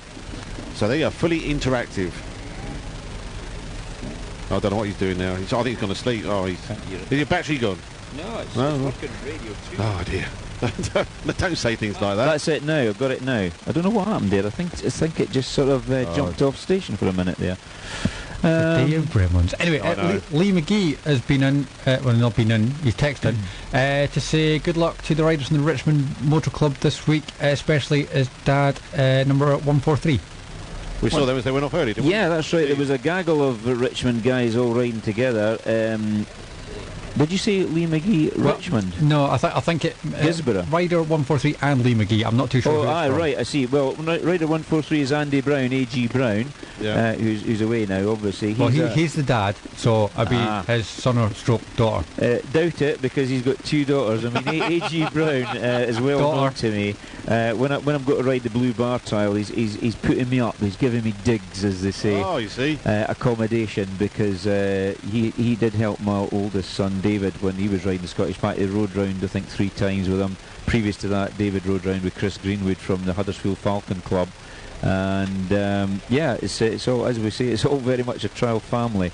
So I'm going down to ride a trial at the end of the month down in Richmond at Leyburn, and I'm stopping over with AG, who's got a motorcycle business in Low Road, just a few miles from Richmond. So yeah, that's who that is. So yeah, so he's fathering off Lee McGee this week then, I take it. Yep, sounds good to me. There you go. Was it about 27 minutes past? Yeah, bang on. Here we go. See, we had to do a time check or not? No, I've done that. Oh, well, there you go, see. I'm trying to be organised today. And after the half an hour, there's not news at 1:30, is there? No, we'll go straight through. Oh, well, what about one of these candid roving interviews then? One of your thingies. Oh, that doesn't sound too good, does it? Yeah. We need to call it something. So where did you go, Lit? Where did you record Where I went was, a combination. I went to the car park.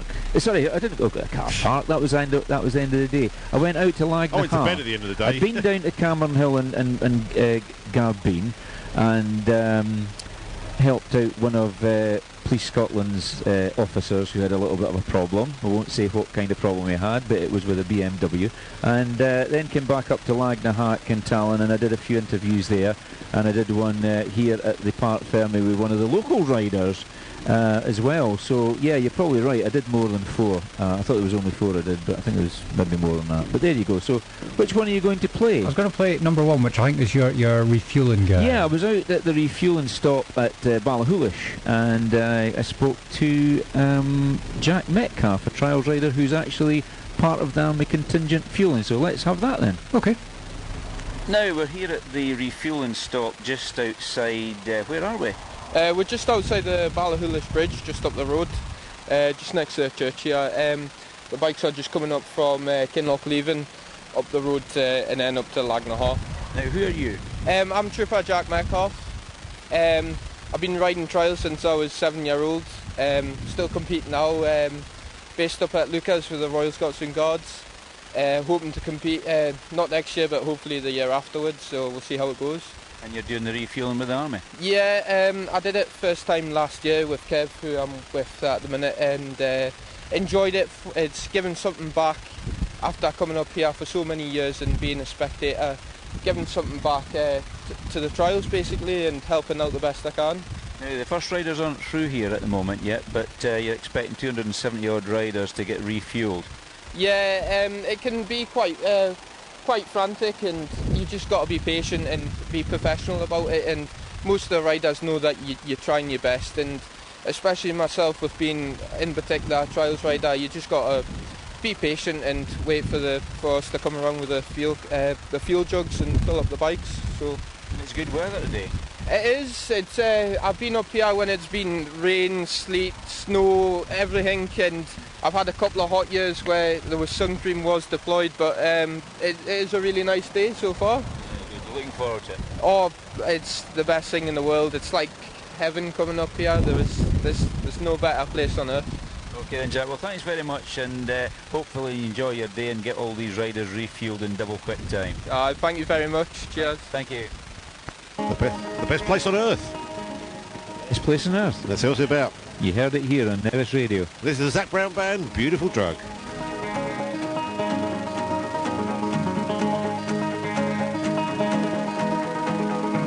I got a death wish, her looks can kill. She's got a red dress, lipstick and heels. Pull me in, give me hooks like a junkie.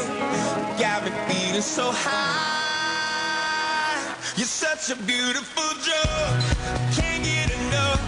Addicted and I'm dying for a kid of your love. Got a death wish, baby, baby. Don't want you to save me, save me.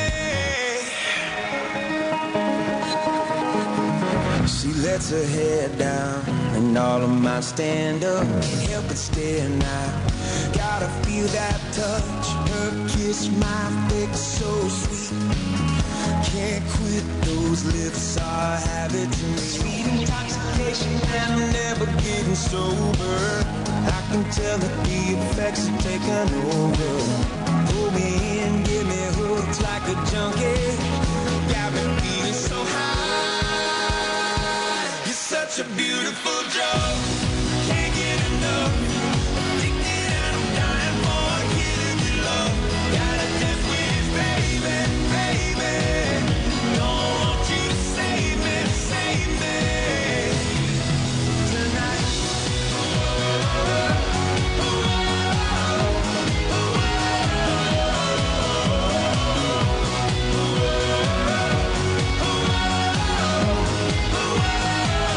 Such a beautiful drug, can't get enough. I'm addicted and dying for a kid of your love. I'm losing it, baby. Keep driving me crazy, crazy. Going out of my mind. Staring at you, burning up in your fire that I've fallen into. Got a death wish, baby, baby. Don't want you to save me tonight.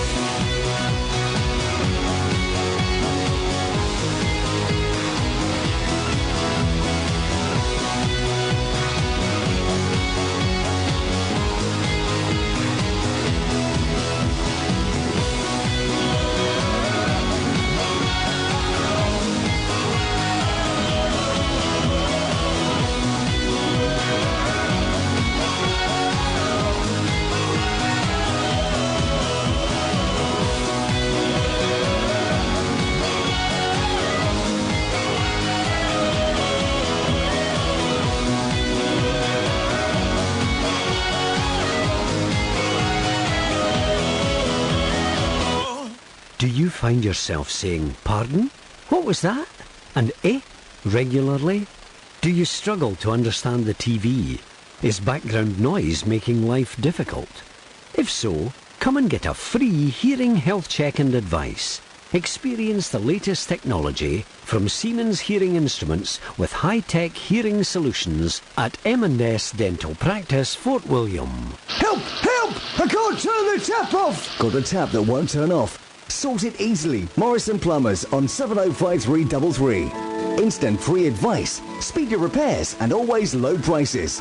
Plumbing emergency? Call Morrison 24/7. 705333. A colleague asks for help to move heavy boxes. Would you know what to do? You see someone choking.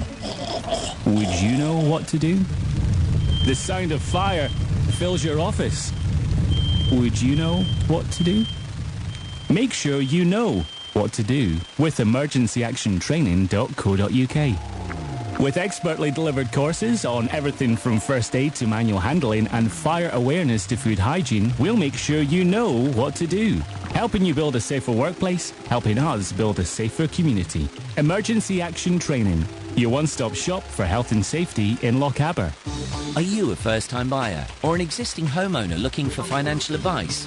Then give John Ferguson a call. With friendly local advice and with 22 years experience in the insurance business, it's got to be John Ferguson. Even if you're looking to remortgage for home improvements, debt consolidation or just a better deal, or looking at the possibility of a buy-to-let. For friendly advice, give John a call on 01397 705 848. That's John Ferguson, the mortgage and protection expert, on 01397 705 848. For mortgages, we can be paid by commission or a fee of usually £200. This is day 2 of the Scottish 6-day trial. I thought he was sitting down in the sun, all of a sudden a gaggle of women come over to John Moffat and start kissing him and caressing him and asking him for his autograph and all this sort of stuff. It's a sort of fan club, isn't it? It's a bit embarrassing. Yeah, I didn't know where to go, what to do. A couple of visitations, yeah, no. He didn't know where to look there. We had a little visit there from Vicky Ellis. I think, actually, it's Simon, Biscuit Boy, back at the factory. Yeah. There is an interview with a Mr. Keith Ellis you've got there. Oh, here you go. I've labelled them 1, 2, 3, 4, 5 and 6. Right, hold on. It'll be 3, I think it is, in order, yeah, right. 3. And then if we then do 3 and then you could do 2, because the second one was with Ian Simpson, 3 times winner of the Isle of Man TT. He's been out spectating yesterday. Keith Ellis was spectating, so maybe get Keith on because his daughter's just been here. And we've also had a visit from Mrs. Linda Ashford, who's a trials guru photographer down in Street in Somerset. Good friends with George Sarton, formerly of Talon Engineering. He set up the engineering business and now retired. It's now in the hands of his son Rob Sarton, who's a very good trials rider and a very good enduro rider. So yeah, we've had a few guests in this morning. Okay, right. Well, I've got your interviews here. Yeah. So what we're doing? Am I playing them both together, or am I playing one and come back? Yeah. To Well, we could do 2 and 3 together because I don't think they're too long. I don't think they lasted that long. So why not run the 2 and 3? Go 2 and 3. Unless you want to break them up with the tune in between, it's entirely up to you. How you play. No, we'll play them both together. And do you want me to come back to you? Yeah.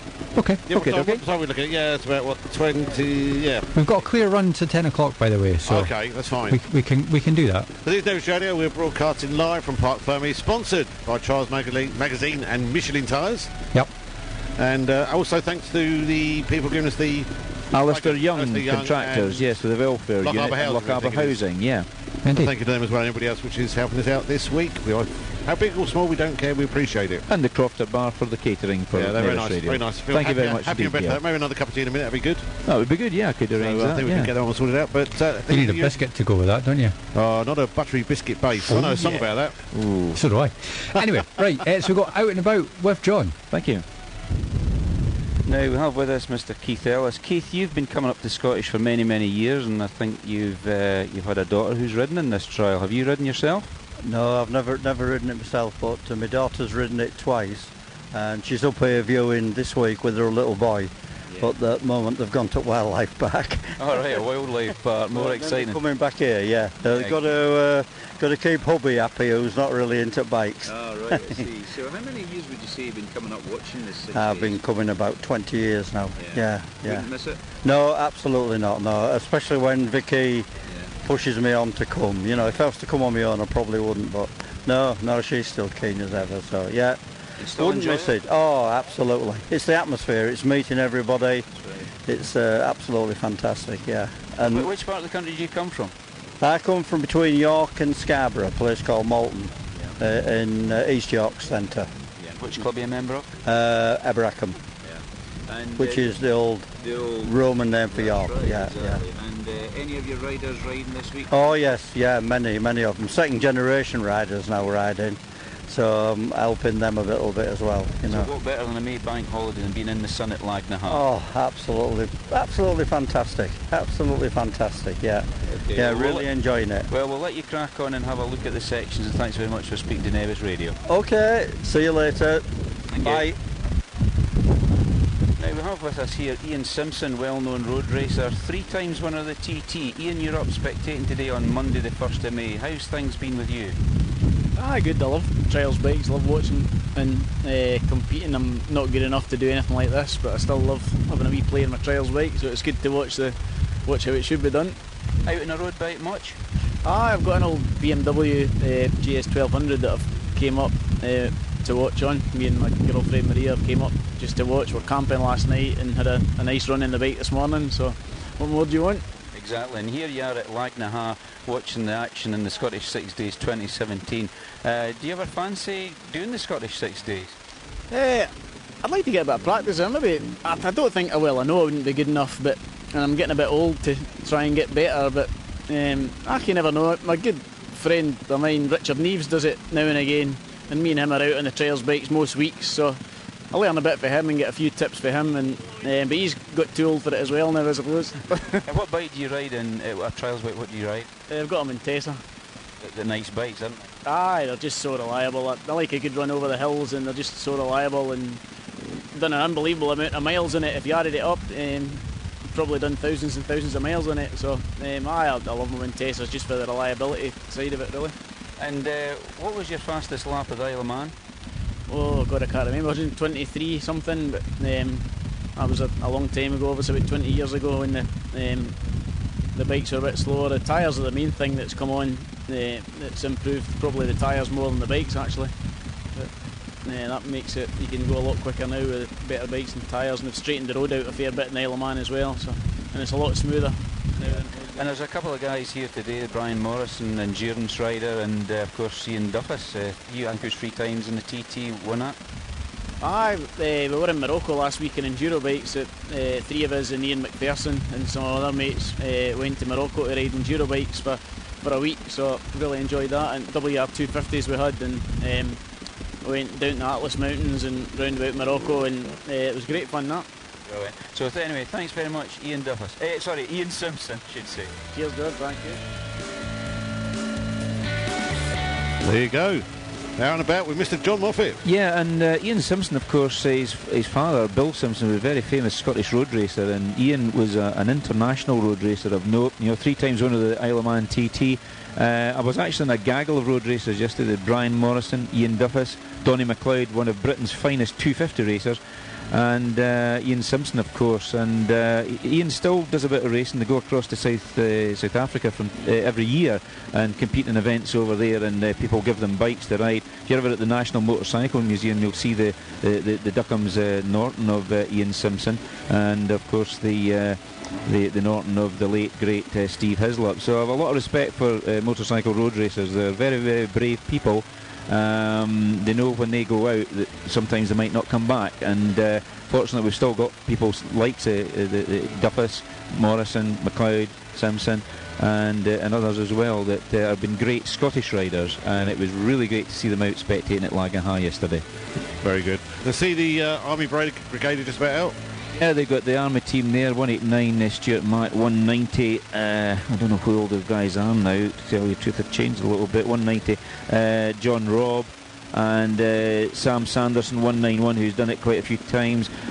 No, that's not right, 191 isn't it's Sam Sanderson, is it? It doesn't look like Sam Sanderson, but maybe he's riding incognito today. It looks like Vincent McIntosh. Are you supposed to be here?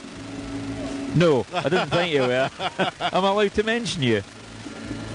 Yes, oh you are here legitimately, that's alright. Sorry?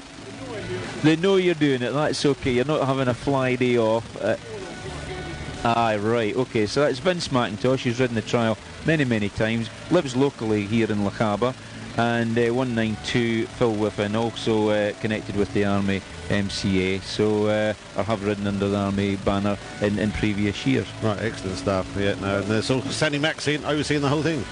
Yeah, I think he's still to do with the refuelling of the Scottish 60. He still takes a lead in that, and also involved with the Scottish ACU as their current chairman. So obviously still very much involved. Do you want to try and catch a word with him in a minute? Can do, if you like. It's quite an important part of these 6 days, isn't it? Exactly, we can have a quick word. When do you want to do that? Whenever you want to do it. Just do it now? Yeah, he's happy to do it now. Well, he's got nothing else to do. He's just standing there, standing in the bright sunshine here in Lochaber. Now, Major Sandy Mack of the British Army, you've been involved in trials for a long time, and obviously involved even longer probably with the Army, have you? Aye, this is me coming up to my 33rd year, John, in the Army. So it's been about it's been a long stag, but I've enjoyed it. I bet you have. Now, you're involved in various things now, obviously still involved heavily with the Scottish 6 days refuelling exercises, and involved with what we call the Scottish AC, or Scottish Autocycle Union Limited, which is the governing body of the sport in Scotland, takes its lead obviously for the one that covers the whole of the Great Britain, which is the ACU, which is recognised by the FIM.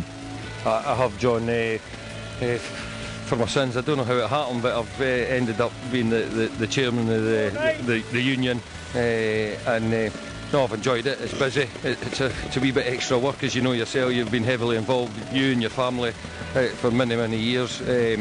But you know, we're in a good place now with the union, and it's all about putting bums on seats, and it's people enjoying the sport, and bringing people into the sport. The more people we can bring into the sport, the healthier it becomes, and it's just getting people up here to ride the 6-day trial and all the local events, whether it's trials, enduro, road racing. So no, it's a lot of work, but we've got a good team there, and it all seems to be working well at the minute, mate. So we're sorted. Yeah, and there's a lot of initiatives undergoing with SSU and SMS as well, Scottish Motorsport Service, not service. What's it called again? You've got me. Scottish Motorsport. Scottish Motorsport. We've been doing a lot of work with Sport Scotland, and we've managed to get some funding, which has been very difficult because of all the cutbacks with Scottish Government. So we've got Sport Scotland on side, and we've managed to employ a development manager and a development officer. So they've been, what we've done for the sort of first year is we've just been we've picked a few clubs, and we've been running with them and trying initiatives with them to see what works and what doesn't work, because it's all brand new for us. And end of the year we'll consolidate everything, and whatever's worked we'll try and roll out to the clubs and help the clubs. Whether it's an online entry system for everybody, rather than the old poor secretaries get hammered. And as you know yourself, you've taken over as a secretary, so it's entry forms and all that. So if we can do something like that to help the clubs. But we've been working a lot with a club in Fife, Kingdom Off-Road, to get them funding, and they're basically taking people that ride illegally and trying to convert them into doing it in a proper controlled environment and all insured and all that sort of stuff. So that's been working really well, and we've got that. So hopefully we can help the other clubs as well, mate. So that's what we've been trying to do there. Super stuff. And of course the SSU don't just govern trials, they govern road racing, enduro and scrambling motocross. So it is quite an all-encompassing organisation.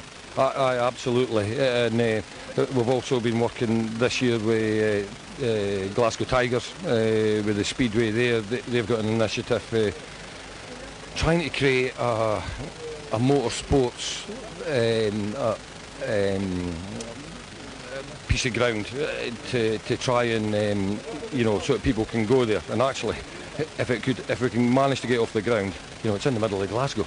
So if we can get into there and create a trials park, an enduro park, and somewhere for people to go and learn to ride and all that sort of stuff. But there's a lot of stuff going on with the electric motorcycles as well out in East Kilbride. There's a company there running.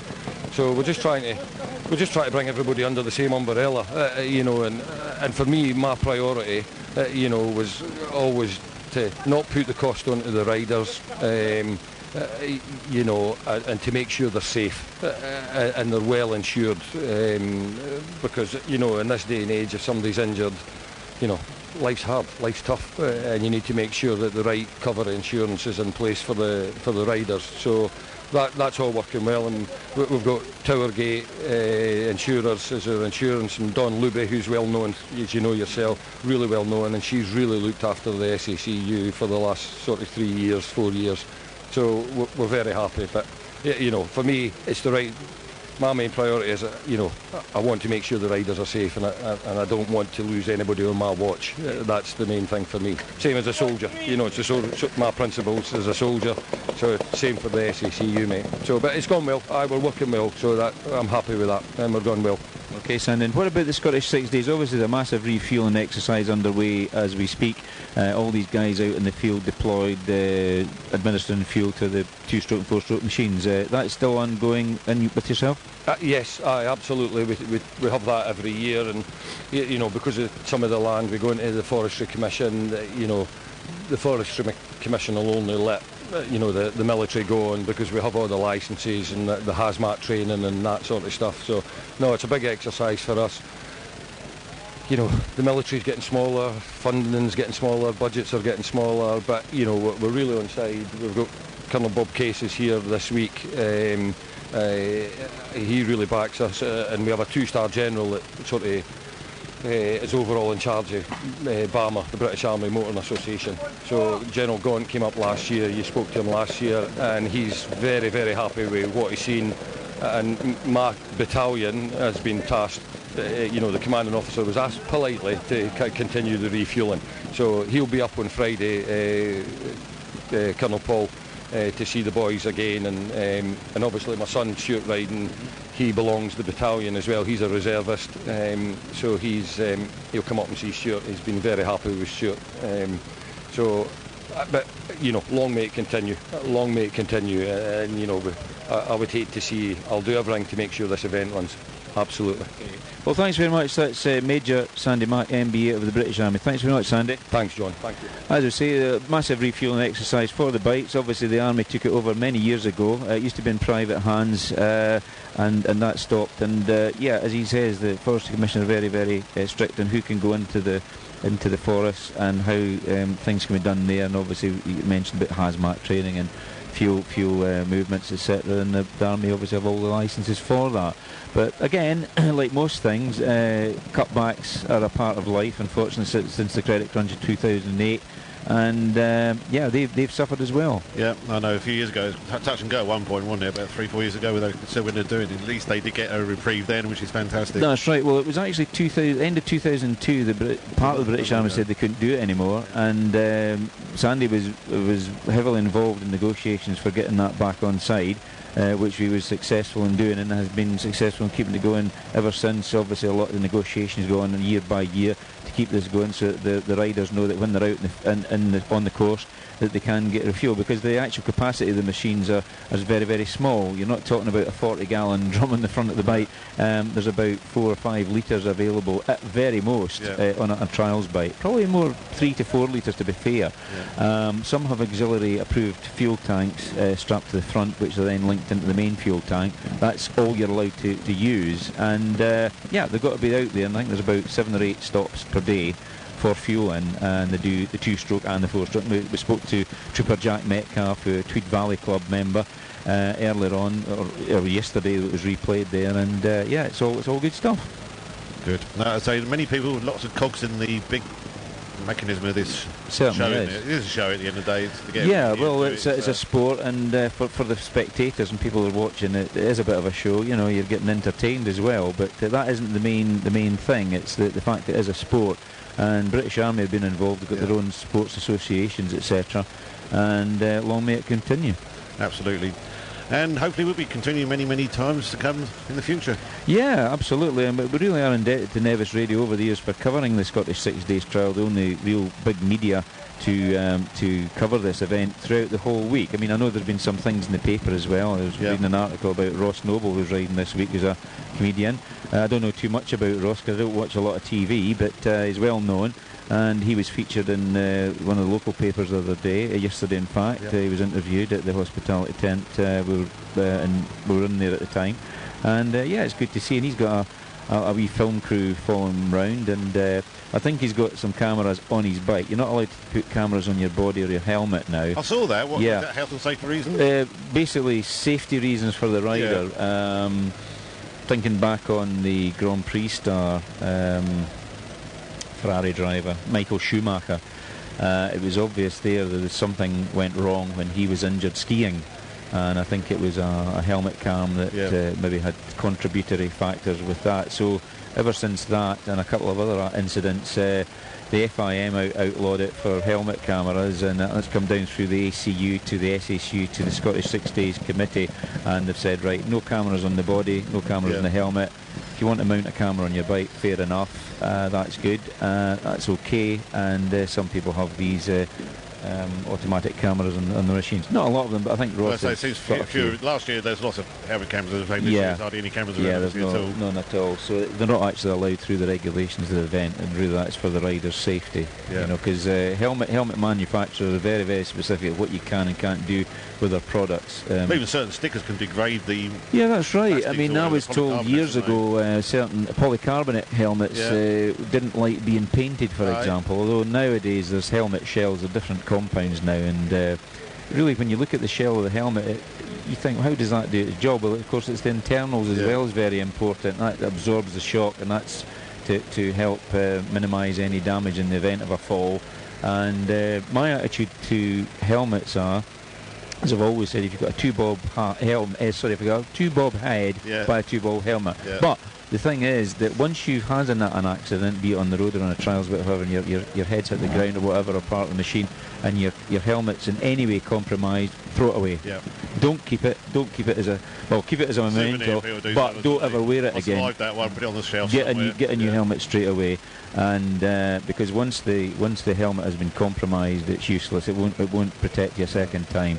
So that's the way it goes. I've a good friend in Holland, in the Netherlands, Ferry Brouwer, who imported the RI brand to Europe many years ago, and I think if you speak to someone like that, they'll tell you how these things are made and how they're designed and how they're tested, rigorous testing, and it's really to save your life. So if it then, like climbers, if they have a fall and the rope's been snagged at all, or there's any cuts in it, they bin it, and that's it. And the harnesses get binned. You've just got to bin them, and that's it. They destroy them because they're no further use. Get a new helmet, simple as that. Exactly. Yeah.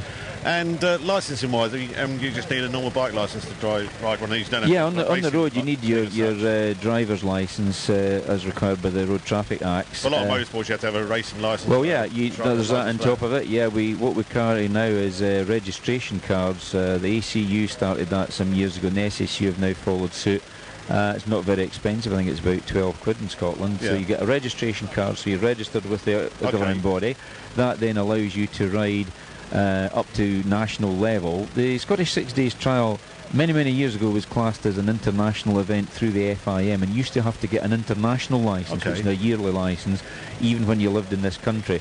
Then they sort of reined it back a little bit and said, well, okay, the UK residents don't need to have an international licence, but because of the repatriation insurance, you should still have one if you're an overseas rider. But the FIM sort of coverage for this event became quite expensive some years ago. You used to have a whole jury of officials you had to come across, and that became a bit expensive. But because of the age of the Scottish 6 Days, as we know, it's over 100 years old. The centenary was celebrated in 2011. They decided that it would still receive international status in a sort of quasi way. It was still recognised as an international event, but it didn't require you to have the international licences or permits approved. It runs under an SSU and ACU permit, this event now, which keeps it a bit cheaper to do, but still has the same impetus. It's still regarded as an international event. The dates are in the calendar because the FIM recognise this event because of its uniqueness. Yeah, and it's certainly a very unique event. Certainly is. There's not another event like it in the world. The only thing that comes close is the International 6 Days Enduro, which is a different type of event. It's a speed event, and that was developed from trials. It was actually originally called International 6 Days Trial up until 1983, and then the FIM changed the name from trial to enduro because that's what the sport had then become. It was an offshoot sport, a bit like what John Shutt was talking about with World Championships being like badminton and tennis. You use a racket, you use a bike, but it has become a totally different type of style of riding. And maybe they should call World Trials something else or whatever. I mean, Trials was here first, and then the World Series was developed from that, But we've always said that it's almost like two sports. My good friend Yuri Vestarin, 3 times world champion, has said that. He said Trials was hijacked to do something else, but it's still very much Trials, but in a different style, I think the show doesn't get more television coverage either. Smaller broadcasters come up here and do stuff with it and put it on.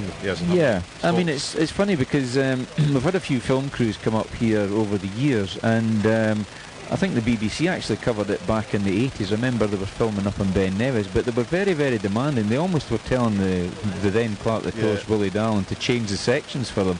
And you thought, well, that's not what it's all about. Why don't you just come and record what's already there? You do what we're doing. Yeah, you watch what we do, and I think it's entertaining enough. And if you do it in the right way, I think the one thing that Nevis Radio did well was, I'm not being this from a big-headed point of view, but getting me involved, someone who knows the sport pretty well, or fairly well, to be involved, because there's nothing worse than somebody talking about something and don't know what they're talking about. And that's not necessarily their fault.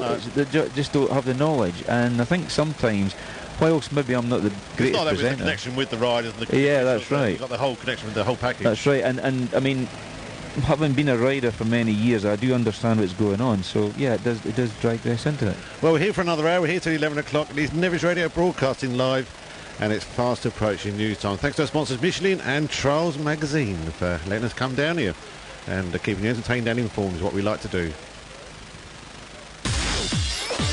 From 96.6 to 102.4 FM. This is Nevis Radio News. From the Sky News Centre at 10. There are claims fertility clinics are offering free treatment to women from poorer backgrounds if they agree to give away half of their eggs. A Daily Mail investigations revealed the eggs are then being sold for thousands of pounds to infertile couples. In one undercover recording, the nurse says it's just like giving blood. But expert in women's health Hilary Lewin says there can be huge ramifications. What happens when the recipient gets pregnant, the woman who donated doesn't? It's implicating the women involved, their partners, the children that may or may not be born, siblings that are already around. Labour's promising to put 10,000 more police on the streets of England and Wales if it wins the election. The party says it would be funded by reversing plans to cut capital gains tax. The Conservatives say the proposals are nonsensical. Meanwhile, the Greens have vowed to offer voters the chance to stay in the EU. Here's the party's co-leader, Caroline Lucas. On that ballot paper, you would have the option to remain in the EU if you didn't like the deal that had been negotiated by our Prime Minister. Democracy has to be front and centre of this process. It was right that the people started the conversation, but that was just a beginning of a process, and it's right that they have the final say as well. A surfer's in a stable condition in hospital after spending more than 30 hours in the sea, 13 miles off the coast of Argyll. 22-year-old Matthew Bryce was found by a Coast Guard helicopter. The US State Department has issued a travel alert for Europe. It says Americans should be aware of a continued threat of terrorist attacks. Schools are struggling to support pupils in need of mental health services due to funding cuts. The Health and Education Committee wants changes in the curriculum and support for teachers. The so-called Bank of Mum and Dad now helps fund more than a quarter of property purchases. Research shows family and friends are expected to lend more than £6.5 billion in 2017. That's the latest. I'm Elizabeth Williams. Ace Crackshot is a formidable archer. Wow! He can split a walnut at 100 yards. Pull! But ask Ace for the number of an emergency plumber when you need one. Oh, that's not a walnut. Maureen 118212, however, can get you the number you need like a shot. Maureen 118212 is friendly, efficient, and always hits the mark. Thank you, Ace. So for UK-based directory inquiries, speak directly to Maureen 118212 because she's good with numbers. Calls cost $188 plus $2.57 per minute for most landlines with a minimum 60-second charge. Mobile networks may vary. Maureen 118212. John Squared on Nevis Radio. Oh, very good. Rider 28 just gone the way out now. Yeah, just waiting for the go-ahead. Yeah, that's right. I mean, obviously the riders leave here at minute intervals, so sometimes we don't have a lot of time to speak to people. Depends what we're actually doing on the radio. So that was 208 was Daniel Cameron from Oxford Ixion Club in Montesa, and then he'll be followed with 209 Mark Cameron from the West of England Club on a Sherco. Then we'll have from Oregon State in the USA, Dennis Sweeten with his daughter Kylie. Dennis is riding a Leaving Homes Montesa, and Kylie's riding a Leaving Homes Sherco, sponsored by a local building firm here. Just having the pictures taken. Just having the pictures taken, ready to go, that's right. So there we are. And sponsorship obviously sort of plays quite a big part to these riders as well. Yeah, well, obviously Dennis and his daughter have come all the way from the States, so the bikes have already been here for them, so that's good, and yeah, it just gets them underway. You know, if you try and air freight a machine from America is quite expensive. Yeah. So obviously having a bike over here is ideal. Exactly. As that is Nevis Radio, I'm John Wheeler, John Moffat and Doogie down here, still on camera. Yep. Hey Doogie! His thumbs up works every time, doesn't it? Works well. And Simon Abley, I'm assuming Esme must be there soon as well. Yeah, she's just got a coffee and spilt it all over my desk. But anyway, it's fine. It's fine. Yeah, so that's your team for the week, really. All being well. That's right. And now then, Simon Biscuit Boy, my lad, etc. Any chance of doing a couple of these, finalise these outside broadcast couple recordings? Of these thingamajigabadoo We need to do the weather. Weather, of course. We can do the weather first. Yeah. Weather tune, then maybe one of those. That would do. Right. Well, before we do that, right? You've done number 1. You've done number 2. You've done number 3. So you've got 4, 5, and 6 left. Okay. Any particular order? No, just do them in the order they come now. That would be fine. Yeah. Okay. Some interesting ones there. Says you. Yeah, it says that. Well, I've heard them. I was there. Right. I was listening back to them. It's quite interesting just to listen. So just to clarify, because you know this is live and we've not discussed this. Yeah. Am I doing the weather and then going straight into these, or what am I doing? I reckon do the weather. Maybe a tune and then straight into one with that Tune and then straight in. Yeah, I'll do fine. Just one. Do you want to choose a tune? Do you want something sort of charty, poppy from that end? Me choose a tune? Yeah, you choose a tune. I'm quite happy to leave it as it is. Okay, so we'll find out what that's going to be in a very short while. Yeah, you can just, you know, people are going, oh. I'm just going, oh dear. Here we go. But yeah, okay, right, weather then. Yep. Here we go. Today's weather on Nevis Radio, brought to you by Lockheed Caravan Park. Looking pretty good across Loch Harbour, to be honest. There is a possible chance of an isolated shower the further east you go, and it's going to be cooler along the east coast as well. Your maximum highs across Loch Harbour, though, 19 degrees centigrade, 66 Fahrenheit. Tonight, a bright, clear evening, and it's going to be staying dry but quite chilly with a chance of grass frost. A minimum overnight low of 1 degree centigrade, 34 Fahrenheit. And Wednesday, any low cloud across the eastern part soon burning off. Then it's going to be a dry, bright, warm day with lengthy spells of sunshine. And your maximum high across Loch Harbour again, 18 degrees centigrade, 64 Fahrenheit. Today's weather on Nevis Radio, brought to you by Lockheed Caravan Park. Contact them on 01397 703 446. Tequila, it makes me happy. Oh, come tequila, it feels fine. Come tequila when the doors are opened, and come tequila when the call is time.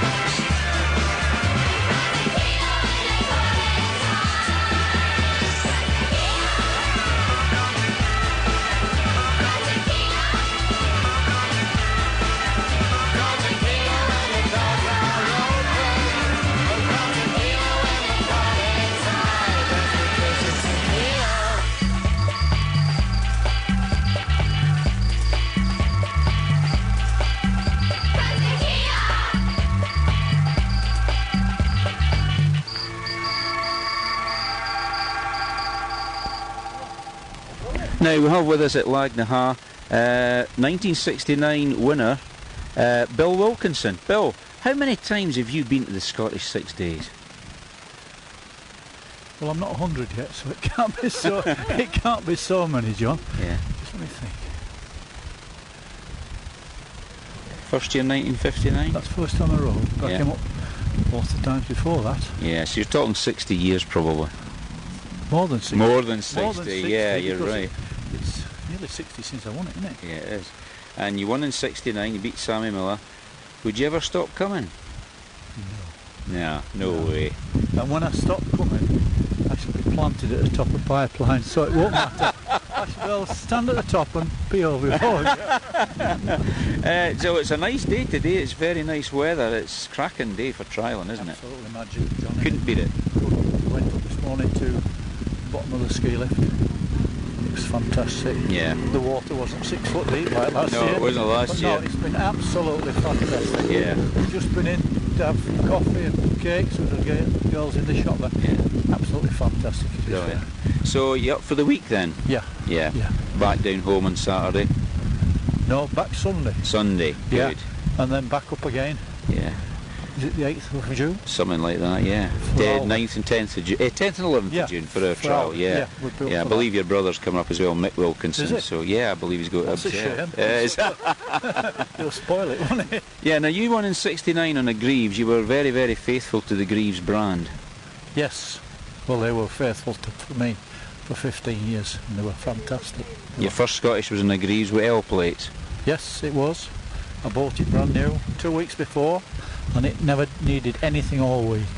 And for all the times I rode, I think twice I retired, that was all. Both times was my fault. I knocked the gearbox bottom off on the rocks, and another time. But they were fantastic, they really were. Great. Well look, Bill Wilkinson, I'll let you crack on up the hill so you can look at Lagnaha and hope to see you sometime during the week. We shall see you, Mr. Moffat.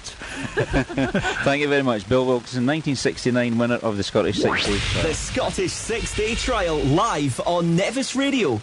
Mr. Moffat, what's all that about?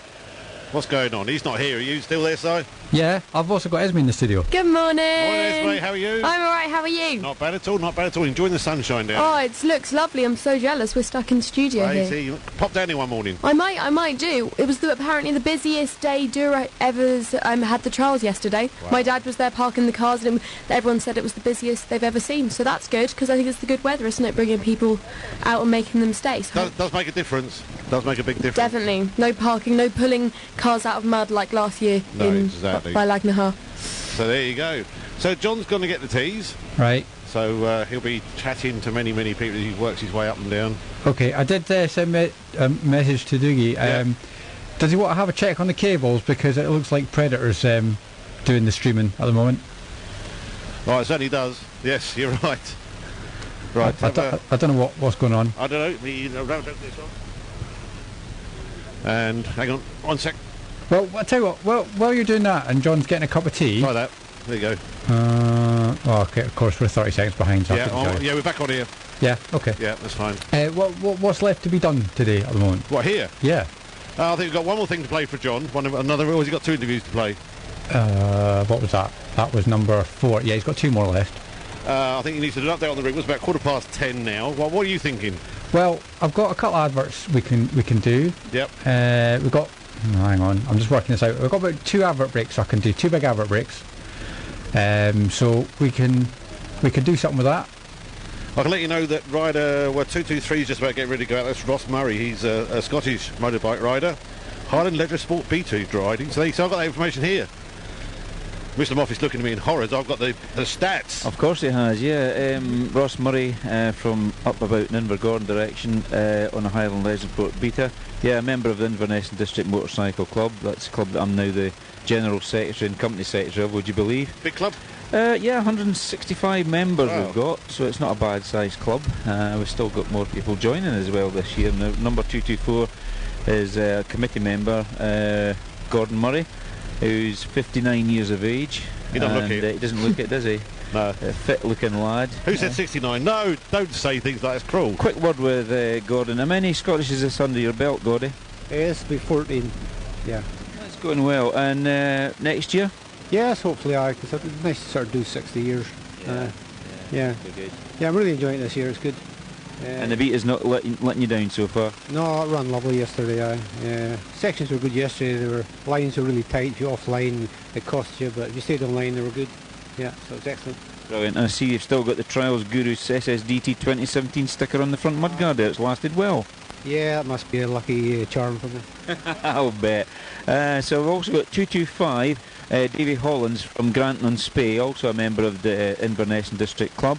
You enjoying it? This is your second year, isn't it, Davy? Aye, second year, John. Yep. Yeah, enjoying it. Had a great time yesterday. A bit heavy on the points, but try better today. And you take your bike across the hill because you live in the country, don't you? Yeah, that's right. So we're on the hill a fair bit. Yeah. And you tried the Scot Trial last year? That's right, yeah. Tried the Scot last year. I'd got on okay. It was just 6.5 minutes out of time, but we'll maybe give it another bash this year. Quite right. Well, anyway, have a good day today, Davy. Okay, John. Thanks, buddy. There's a couple of members there, and Ross Murray, number 223. Have a quick word with Ross. Now, I say you're from Tain or Invergordon. Where are you actually from? Tain. Tain. I thought it was Tain, but I didn't like to say too much in case I was wrong. Many Scottish is this? Is this about 4th or 5th? This will be the 4th start, anyway, so hopefully get a finish on this one too. Okay. What age are you now, Ross? 23. 23, and I'm a veteran already. Ah. So you enjoy it? Yeah, it's good. I really enjoy it. You can't imagine going a year without doing it now. It's just part of what you do. Yeah, part of life. So anyway, have a good ride today. Yeah, I hope so. Anyway. Okay, thanks very much, Ross. Cheers, John. Okay, that's 3 of Inverness and District members. One of the more local clubs. Localish riders. Localish riders, just 75 miles up the road at Inverness. That's enough for me. Yeah, and of course the main club down here in Fort William is Lochaber District Motorcycle Club, and it's been going for many years. I think it's the late 50s it was formed, because before that it was all covered by the Highland Car and Motorcycle Club. HCMAC. Yeah, and of course the Highland Car Club was part of that, and the motorcycle and the car club split away from each other, because obviously there's 2 entirely different types of motorsport, and the Highland Motorcycle Club lasted for so long after that, and then the Lochaber appeared on the scene, because all the Fort William guys used to enter under the Highland banner, and then when the local Lochaber Club was formed, they obviously all joined that. So yeah, and there's been quite a few Scottish champions out of Lochaber, and very good riders as well. A couple to mention would be, well, obviously Roger Mount, 3-time Scottish champion, Alistair McGillivray, or Ali McGill as we call him, from Muirshirley, Scottish trial champion as well. But you also had some very famous lads like the Hogg brothers, Peter and Davy Hogg. Davy Hogg was a semi-factory supported rider of James Motorcycles. And of course the late Ali Bake Cameron, who actually went to work for the Greaves factory. Now you heard Bill Wilkinson a few moments ago when he was down getting the teas. 1969 winner on a Greaves, the last British motorcycle to win the Scottish 6 Days with a British rider, of course, from Yorkshire. And Bill Wilkinson knew Ali Bake very well indeed. And that's mine. Ali Bake was born and brought up here. His widow Florence still lives down in Inverlochie way, and fondly remembered wee Ali was a great rider, very nice bloke, the most polite man I've ever met in my life.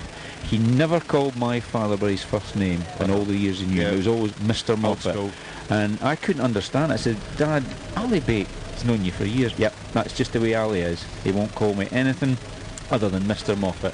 He says, and it's only because I'm a few years older than him, and that's it. And that's the way Ali Bake was. He always asked for my mother. Anytime you used to see him, how's your mother? How's your mother? And I think a lot of the locals will remember Ali Bake fondly. And he used to work at the Parade Garage. He also drove a lorry at one time, but then he became a very skilled mechanic. Went to work for the Greaves factory. He was the spanner man for Malcolm Rathmell, Badger Goss. Bill Wilkinson obviously had his bikes fettled at the factory. It would be Ali that would be involved in that with John Pease, and yeah, great character. Excellent stuff. Sorry, you asked a question. Yeah. Sorry. How do you remember all this and still get to go shopping and buy normal stuff? Who says he goes shopping? Who says I go shopping? That's buying bikes. That's what he does. You That's want to his ask shopping. Mrs. Moffat about me shopping? I mean, she reckons I've polished the floor with my chin. Oh. I'm so depressed when I go through the shop. No, I don't do a lot of shopping. I buy all the stuff that begins with C. Chocolate, Yeah. Crisps, cake, cola, crisps. How cola. do you spell biscuit with C? There's one in it. Chocolate biscuit. Oh, that's true. Yeah, it's true. Chunky biscuits. Chunky biscuits, yeah, I suppose. Crackers. There you go. See? He's got me now. Chicken.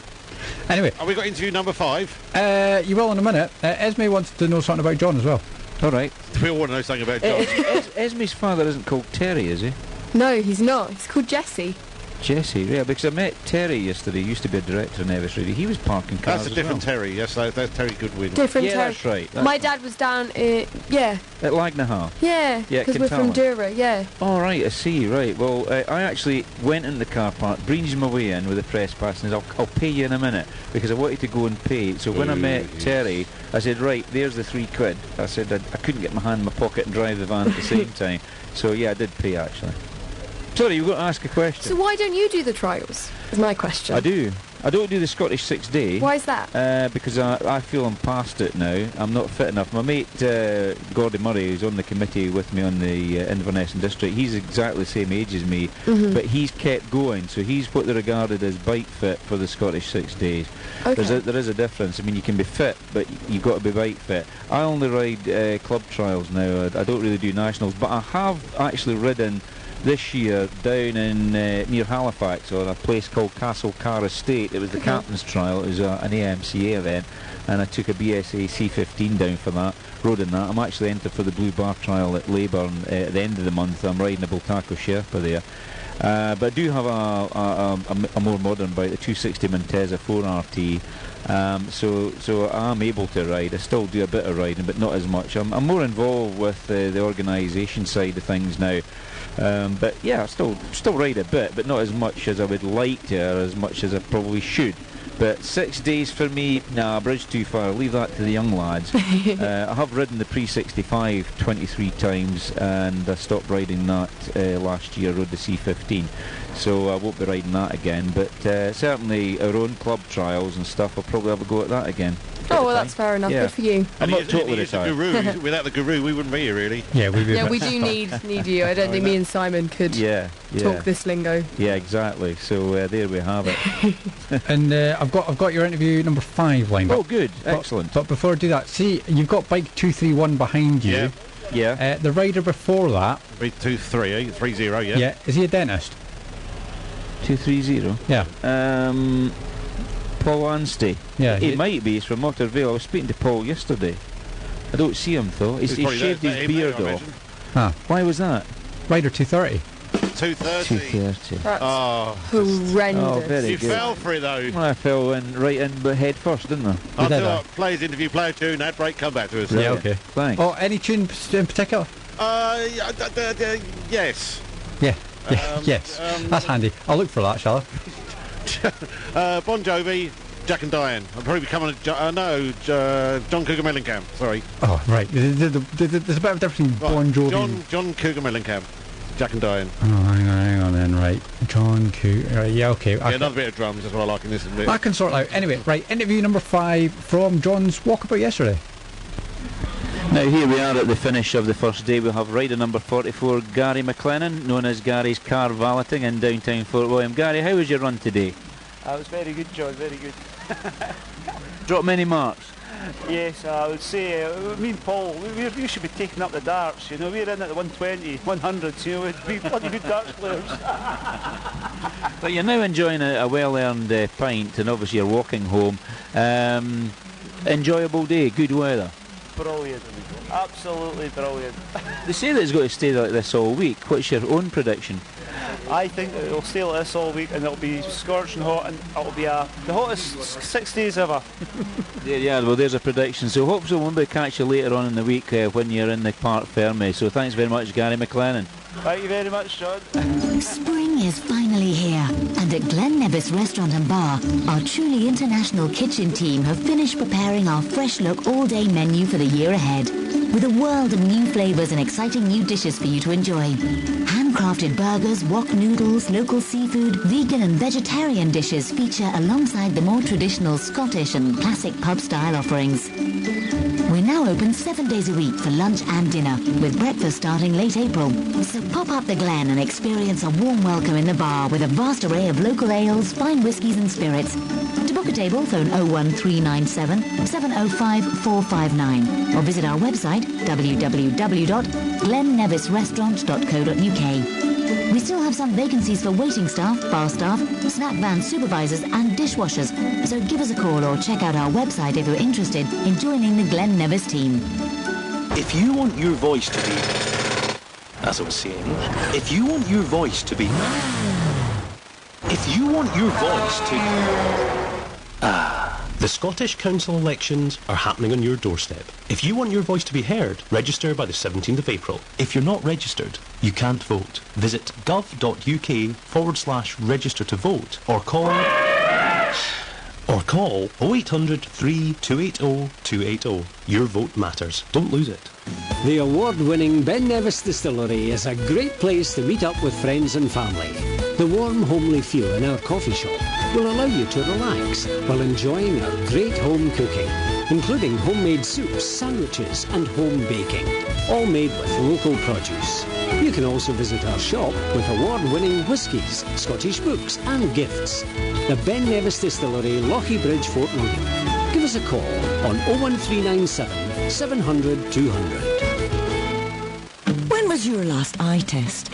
Mobilise are based at M&S Dental Care Fort William, and also we're at Kinlochleven Medical Centre. Using the very latest portable technology, we are now providing free comprehensive eye tests for all age groups. Patients new to M&S Dental are welcome. We have a wide range of affordable frames and lens options to choose from. Arrange your free eye check at M&S Dental Care on 01397 702 147 or Kinlochleven Medical Centre on 01855 831 225. Mobilise, covering Lochaber.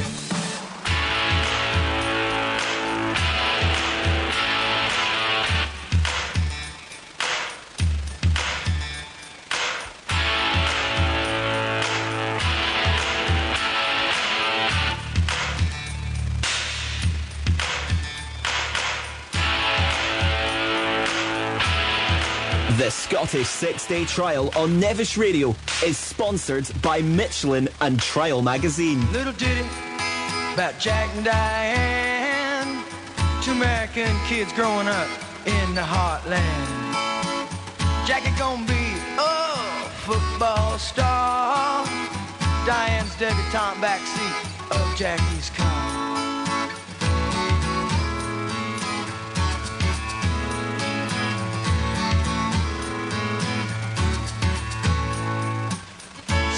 Chili dog, outside taste freeze. Diane sitting on Jackie's lap, got his hands between her knees. Jackie say, hey Diane, let's run off behind the shady trees. Dribble off those Bobby Brooks, let me do what I please. Say, oh yeah, life goes on long after the thrill of living is gone. Say, oh yeah, on long after the thrill of living is gone. They walk on.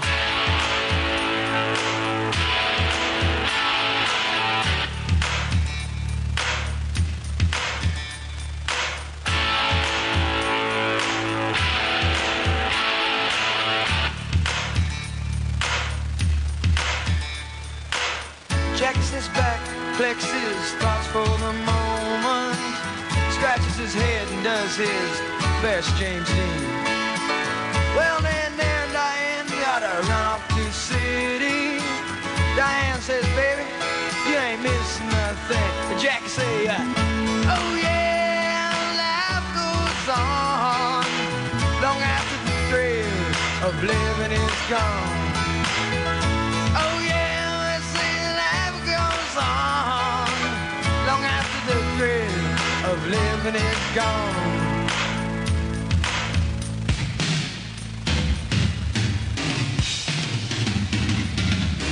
So let it rock, let it roll, let the Bible Belt come and sing.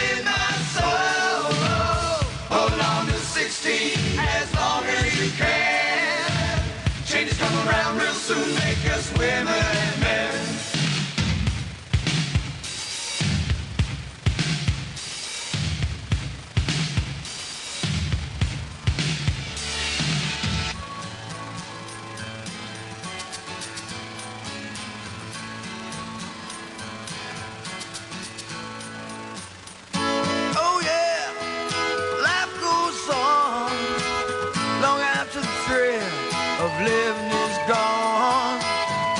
Oh yeah, they say life goes on long after the thrill of living is gone. A little ditty about Jack and Diane. Two American kids doing the best they can.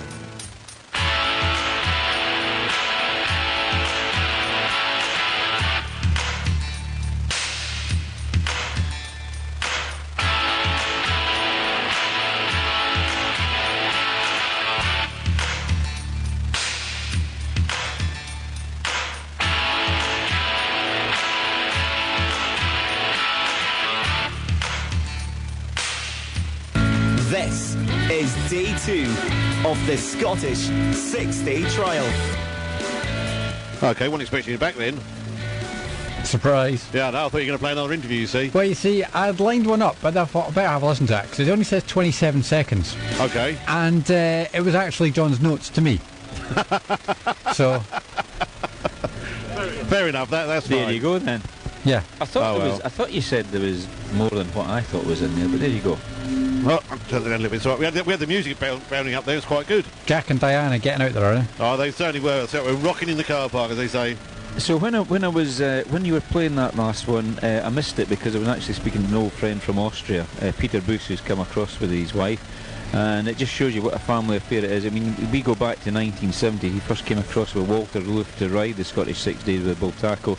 He got as far as the Dunfermline, or the Dunfermline area, and his bike wasn't running right, and the crankshaft seals had failed on it, so it was drawing air in through the crankcase, and the carburation was all to pot. So unfortunately, I had to go out. He returned the next year, in 1971, with a Puch Dalesman, and thoroughly enjoyed himself. So yeah, he's come back to watch. So he's going off to Edinburgh, so I had to cut short and have a quick word with him. Are Puch still around in its guise of form? Oh, now you're asking. My very first bike was Puch. Yeah, it was a very, very big producer based in Graz in Austria. I haven't seen Puchs for ages, but funnily enough, I was unfortunate at a funeral a couple of weeks ago. Derek Edgar, brother of the clerk of the course Norman Edgar, and they actually developed a Puch trials bike in Scotland. They were Puch dealers. Yeah.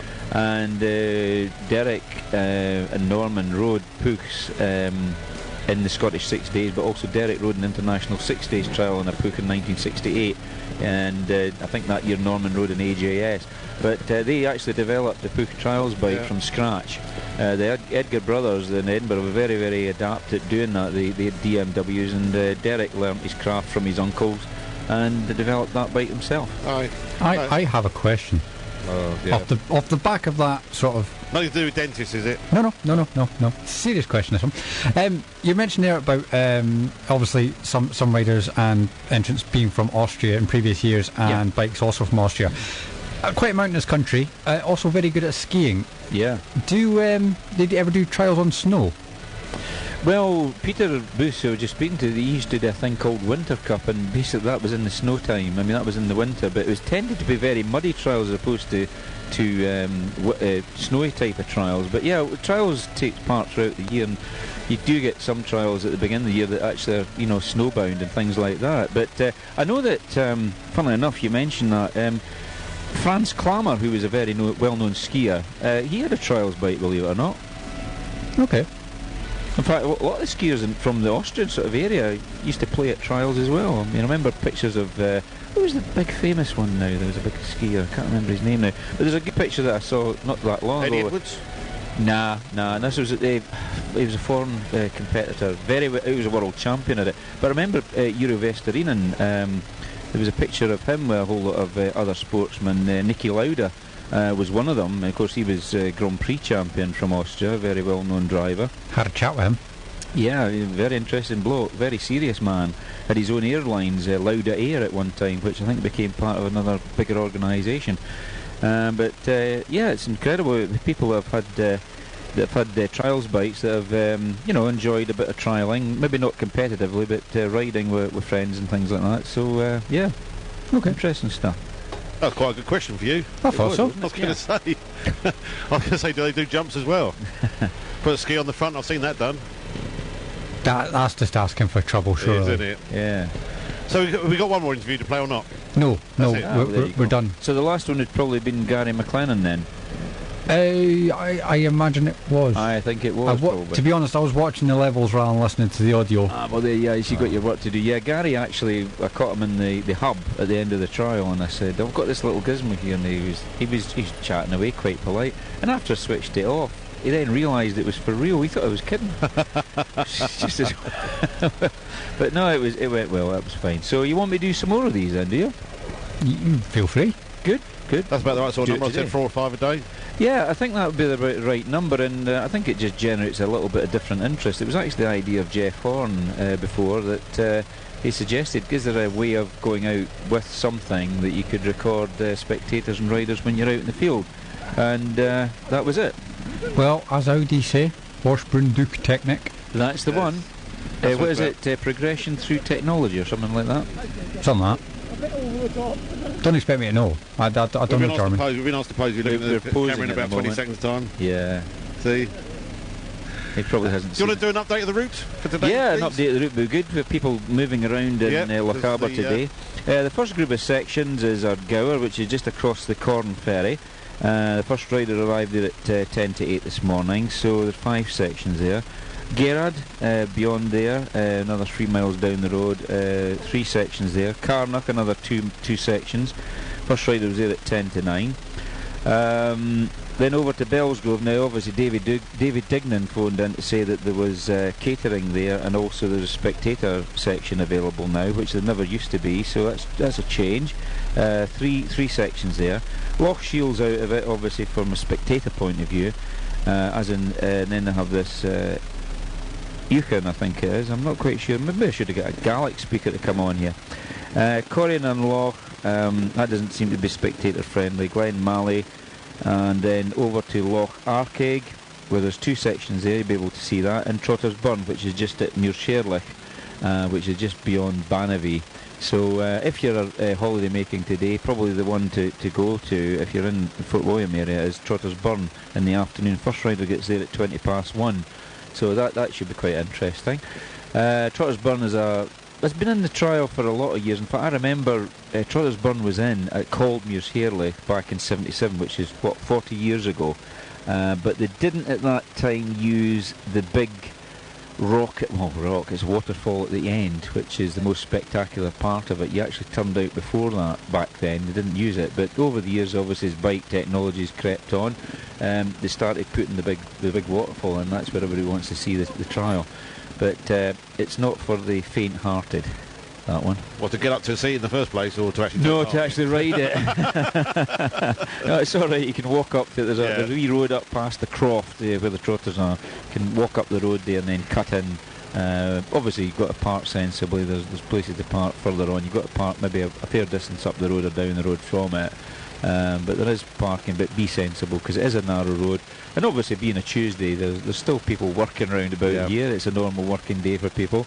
There are lorries going up and down. It's not the first time I've guided an oil tanker backwards, because somebody's parked opposite another car. So please be sensible. If you can't get all 4 wheels off the road, don't park there. Because that's what the police prefer you to do, because then if you're off the road, then it doesn't impede the flow of traffic. I thought it was tight getting out of the car park yesterday, wasn't it? Yeah, it was a bit. Yeah, it was a bit tight. So just give it a bit of thought before you move off. Make sure that you think, right, wing mirrors in, enough room to get past. Can a lorry get through here? Because that's what happens in these narrow roads. The lorries do traverse it all the time. Exactly. And where are you going to go? What's your plans? I'm going everywhere today. I'll be going across the ferry because I'll be following my son round. He's 16. He starts, I think, about 10 past 11. So I'll be heading out down over the ferry, try and catch him that way, and I'll double back and catch him in the afternoon. And I'm assuming the bikes don't pay to go across the ferry? No, it's part of the deal. I mean, what we were saying was a bit of a kid on with John. How does that affect commuters and things like that? 'Cause I mean, there's lots of bikes seem to go down there all at once. Yeah, well, it's well marshalled. There are point marshals at the ferry. Okay, yeah. And they lead the bikes on, and they normally store them right up at the front so you can get away quickly, and then all the other road users can then follow on. So there are, cars and trucks and things like that on at the same time as the bikes, but they tend to move them up the nose of the boat. I think there's only 1 ferry on at the moment. They used to sometimes put on 2, so it could be quite busy. So I was speaking to Stu Thompson's dad and mum yesterday, Richard and Bobby Thompson. We were talking about what was the best way to go, and in some cases it's possibly if you're following a ride, it's sometimes better maybe to come back across and go up round before William and catch them in the afternoon by doing the top part of the route rather than try to follow round, because it is quite twisty turny roads out in the Wide Peninsula, so it can be quite exciting.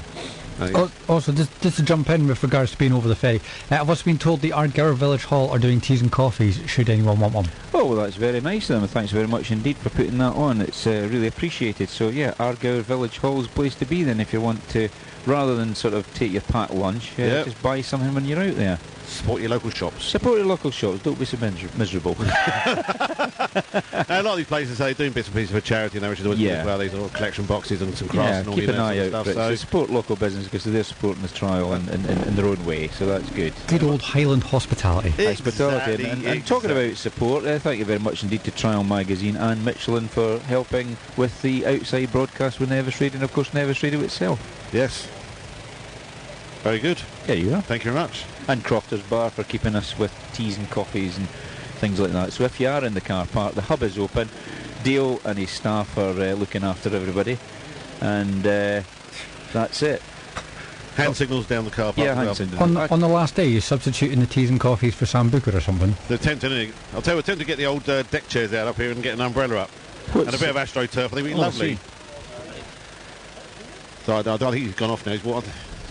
That's son. Yeah, it's all right. Yeah, so he's wandered off. 19 minutes to 11 is the time. Yep. Is it? I'll tell you what, a song for Esme, a bit of Murder on the Dance Floor, Sophie Ellis-Bextor. Sophie Ellis-Bextor. Let's see if I actually type this one right today. My typing is awful today. That's better than awful. Yeah, pretty much. Was it awful? Do you know what? I can't even find it. Oh, come on, Murder. There we go. Right. Okay, we'll do that and then some other breaks, yeah? No worries. Cool.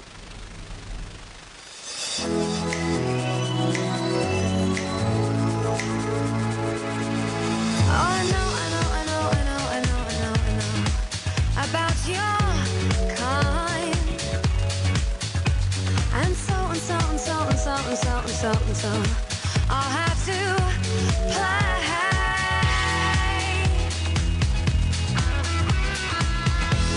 If you think you're getting away, I will prove you wrong. I'll take you all the way. Boy, just come along. Hear me when I say, hey. It's murder on the dance floor, but you better not kill the groove. On the dance floor, but you better not steal the moves, DJ. Gonna burn this goddamn house right down. Oh, I know. There may be others, and so. You'll just have to pray.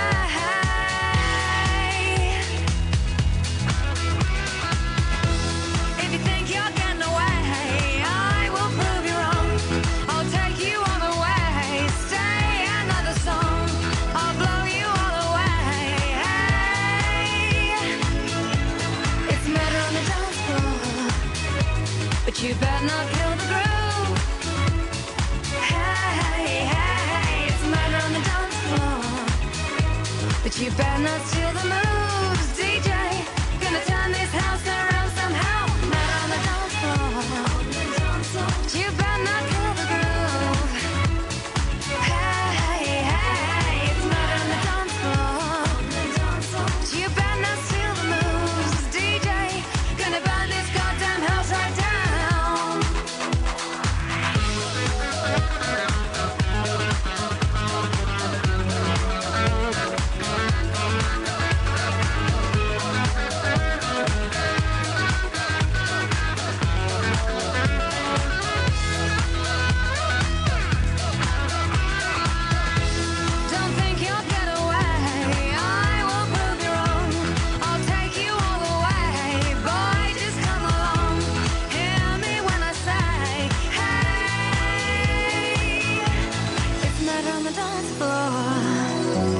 You better not kill the groove.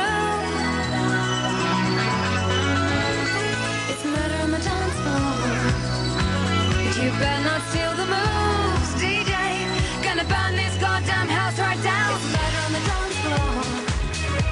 but you better not kill the groove.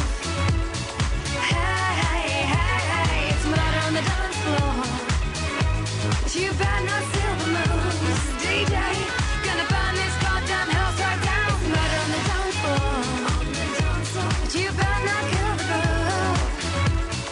Hey, hey, it's murder on the dance floor, but you better not steal the moves. DJ, gonna burn this goddamn house right down.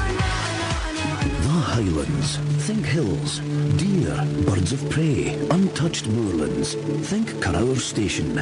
Experience the real Highlands by staying at Carrower Station's new signal box bed and breakfast, which you can also book on Airbnb. With superb Scottish views of the surrounding area, Carrower has been described as a walker's paradise with all skill levels catered for. Warm yourself up in their restaurants 7 days a week from 8:30 a.m. until 9 p.m. You can even leave the car at home and let the train take the strain before a meal in the iconic Station House restaurant. Don't forget to look into the gift shop to share your experience with your loved ones. And lastly, a wee Highland secret. Mention Nevis Radio on your visit and it may add to your experience. At M&S Dental Care, we understand that going to the dentist can be difficult for many people. Our team of friendly, happy and highly skilled clinicians and support staff are here to help you. We aim to provide high-quality treatment in comfortable and relaxed surroundings. Both NHS and independent dental care is available. M&S Dental Care, Glen Nevis Place, Fort William. The Nevis Centre is Fort William's multi-purpose meeting place and events venue, which has been recently redesigned to provide a great experience for everyone. The Nevis Centre offers events all year round. Functions, sports activities, competitions, live music, art, business conferences and ceilidhs. Spectrum is a newly refurbished soft play area for the younger children, and Fusion, an area set aside for local youngsters to meet and enjoy time together. A 10-pin bowling alley with adjacent bar and lounge, for meeting friends or planning your day. The Nevis Centre, Aird, Fort William.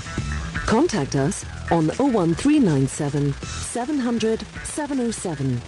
J. Allen & Cool, formerly the Post Office. We stock your daily papers, cards, in fact all of your stationery requirements.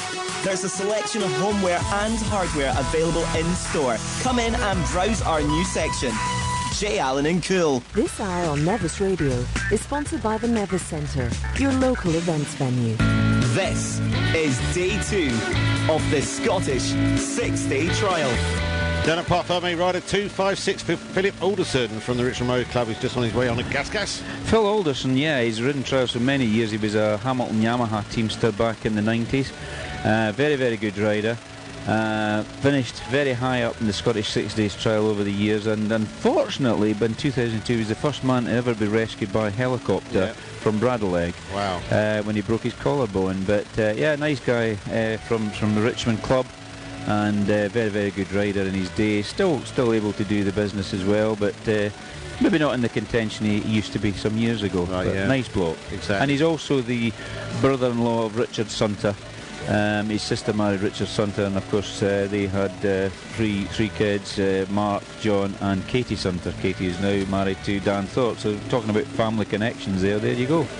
Katie took part in the trials as well, didn't she? Yeah, she did, and I think she was supposed to ride this year, but I think she's got some kind of knee problem or something like that. It's been ongoing. There's some kind of bone sort of matter or whatever she's got. So I think she would have been riding this year other than that. But Dan Thorpe, obviously number 17, he's riding round, that's her husband. So it's all very much trials dynasties, isn't it? And do you want to chat to anybody? Do you want to do the scores? I could have a quick word with 272. Yep. If that's all right. No worries. Have a quick word. One of the female competitors, one of the girls riding the trial this year, is Victoria Payne. It's her first year. Vicky, how's things been going with you? Yeah, quite good yesterday. Managed to clean a couple of sections, so I was happy with that. It's your first Scottish. Have you been planning this for a while? I rode last year on a 125. Oh, did you? Yeah. Right, sorry, I thought this was your first year. So you were on a 125. Is that because of your age and the licensing? Yeah, it was. What are you on this year? I'm on a 300 this year. Yeah, a bit bigger, a bit more power. Yeah, I find it better on the moors. And where are you from, Vicky? I'm from Bristol. Yeah. So, really enjoying it so far then? Yeah, looking forward to the rest of the week now. Okay, well maybe see how you get on through the week. Thanks very much, Vicky. Thank you. That's Victoria Payne, number 272. I thought it was her first year actually, but it's actually her second year. She was here last year in the 125. Obviously we're talking about licensing. Obviously it depends on what kind of category of licence you have to drive. That determines what sort of motorcycle you actually use in the Scottish 6 days up to a point.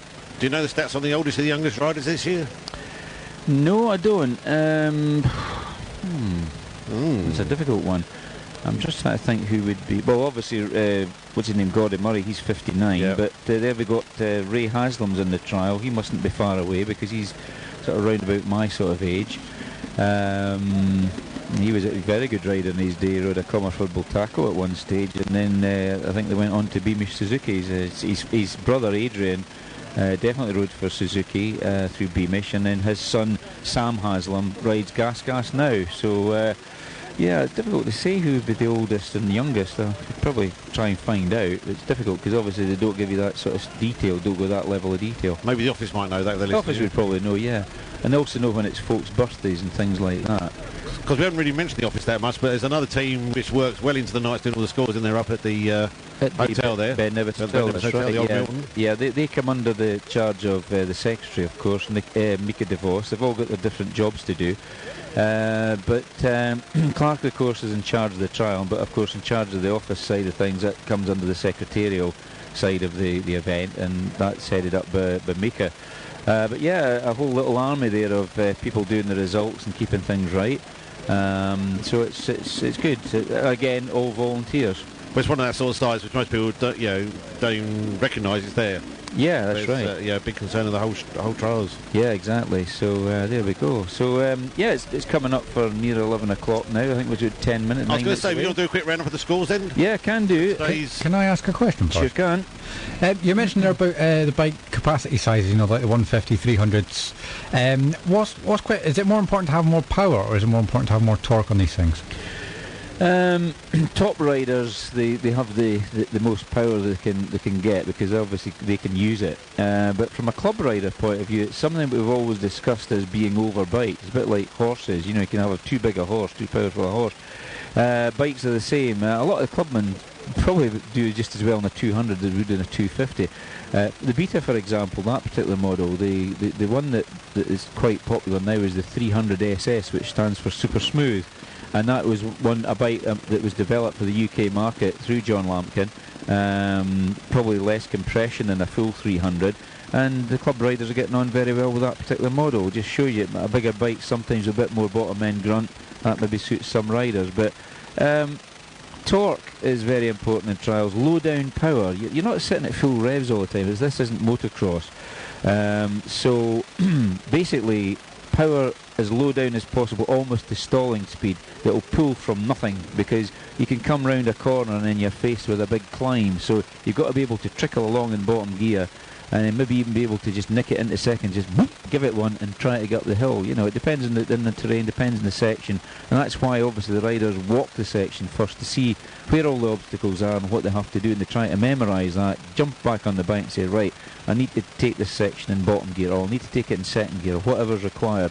And they're using the tractability of the motor and the grip that they can get to maximum advantage to try and get through the section without putting the feet down and keeping moving. Well, they're getting very similar to show jumping. What they all do, walk the course, see what they need to do for the horses. And that's right. Shots they put in and steps. And exactly. Where they're going to take yeah, off. They've worked it all out. Simple as that. And that's what it's all about. And of course, clutch and throttle control is very important. Used to be in the old days, you never ever touch the clutch. You put the bike in gear, don't touch the clutch, grab the handlebars. That's what we were all told. But then over the years they developed the clutch technique, where you were riding against the clutch, so you were actually slipping the clutch in certain conditions, and then obviously the trials went into stop permitted, so they could actually stop in the middle of the section. Scottish 6 days is not about that. It's a no stop event. You're not allowed to stop in the sections. If you stop, it's a 5, even momentarily. There's no such thing as a 3-second stop or an allowance. If you stop, the observer is quite entitled to give you a 5, and that's where all the sort of argy-bargy start. Oh, I didn't stop. Yes, you did. Well, I only stopped momentarily, and that's the trick. You stopped. Yeah. That's it. End off. There you go. Okay. Scores on the doors in. Oh, right, over to me. Sorry. Right, okay, leading just now. There's 5 leaders at the moment, so you see the yellow plates on bikes. Rider 42, Gary McDonald on a Scorpa. obviously 0 marks, as is Jack Price.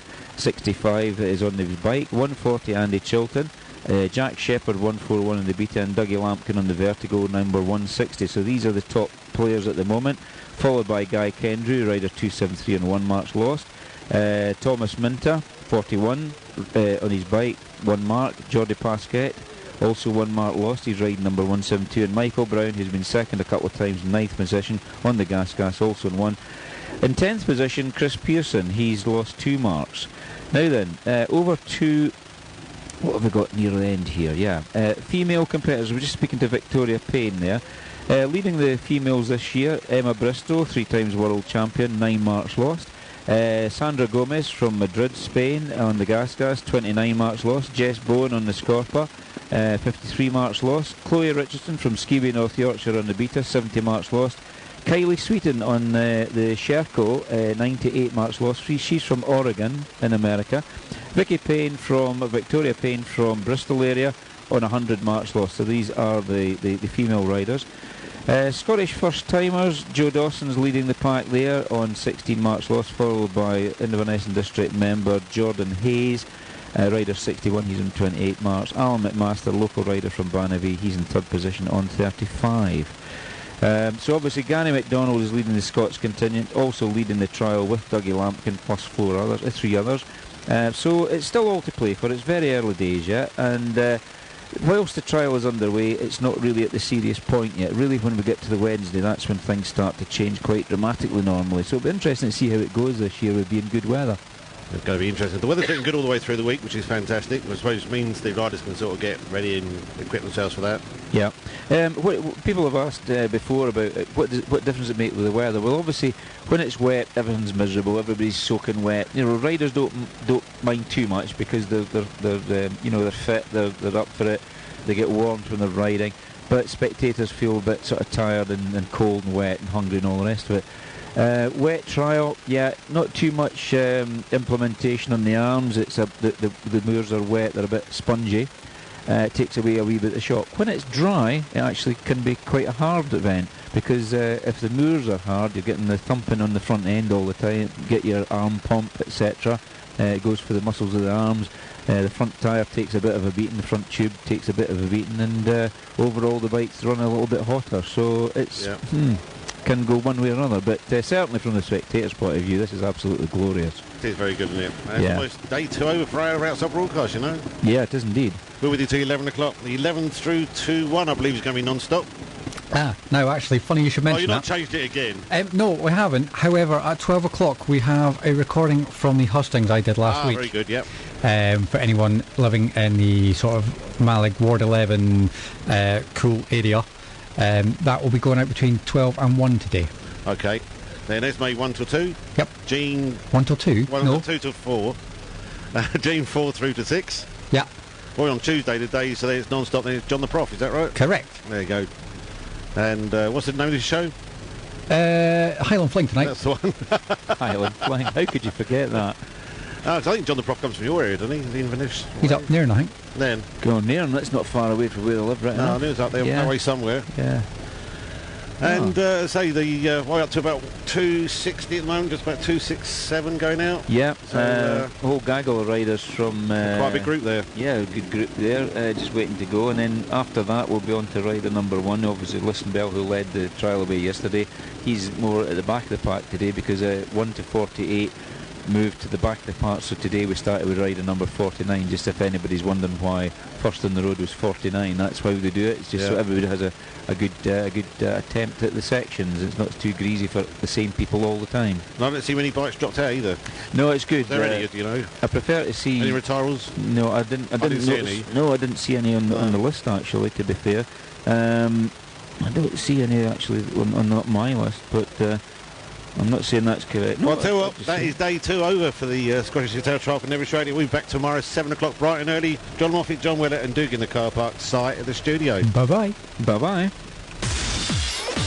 from 96.6 to 102.4 FM. This is Nevis Radio News. A British cyber jihadi who provided a one-stop shop for global terrorists has been jailed for 8 years.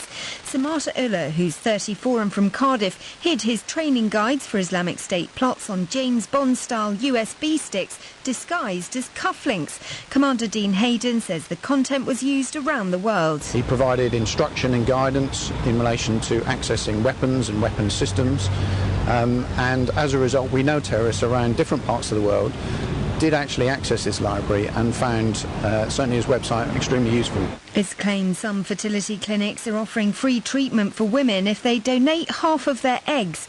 The Daily Mail says some clinics are targeting couples who are struggling to pay for IVF and then liken the procedure to giving blood. 5 struggling Tata Steel UK plants have been bought by Liberty House. The investment will protect the 1,700 existing staff, mainly based in South Yorkshire and the West Midlands. Jeremy Corbyn says his plans to recruit 10,000 new police officers in England and Wales would be paid for by reversing cuts to capital gains tax. The Conservatives have called his proposals nonsensical, as Labour have already promised to spend that money elsewhere. And he's defended his Shadow Home Secretary, who got her figures wrong today on how much it would cost. Listen, it's all funded. Don't worry about that, because it's a question of what we as a nation do. Do we continue cutting police numbers, or do we put police back on the street? And do we support PCSOs, or do we continue to see them reduced? A surfer who disappeared has been recovered from the sea after more than 30 hours clinging to his board. Matthew Bryce was found by a rescue helicopter 13 miles off the coast of Argyll. And a spokesperson for film and television producers in Hollywood says a tentative deal has been reached with writers. 9,000 had planned to go on strike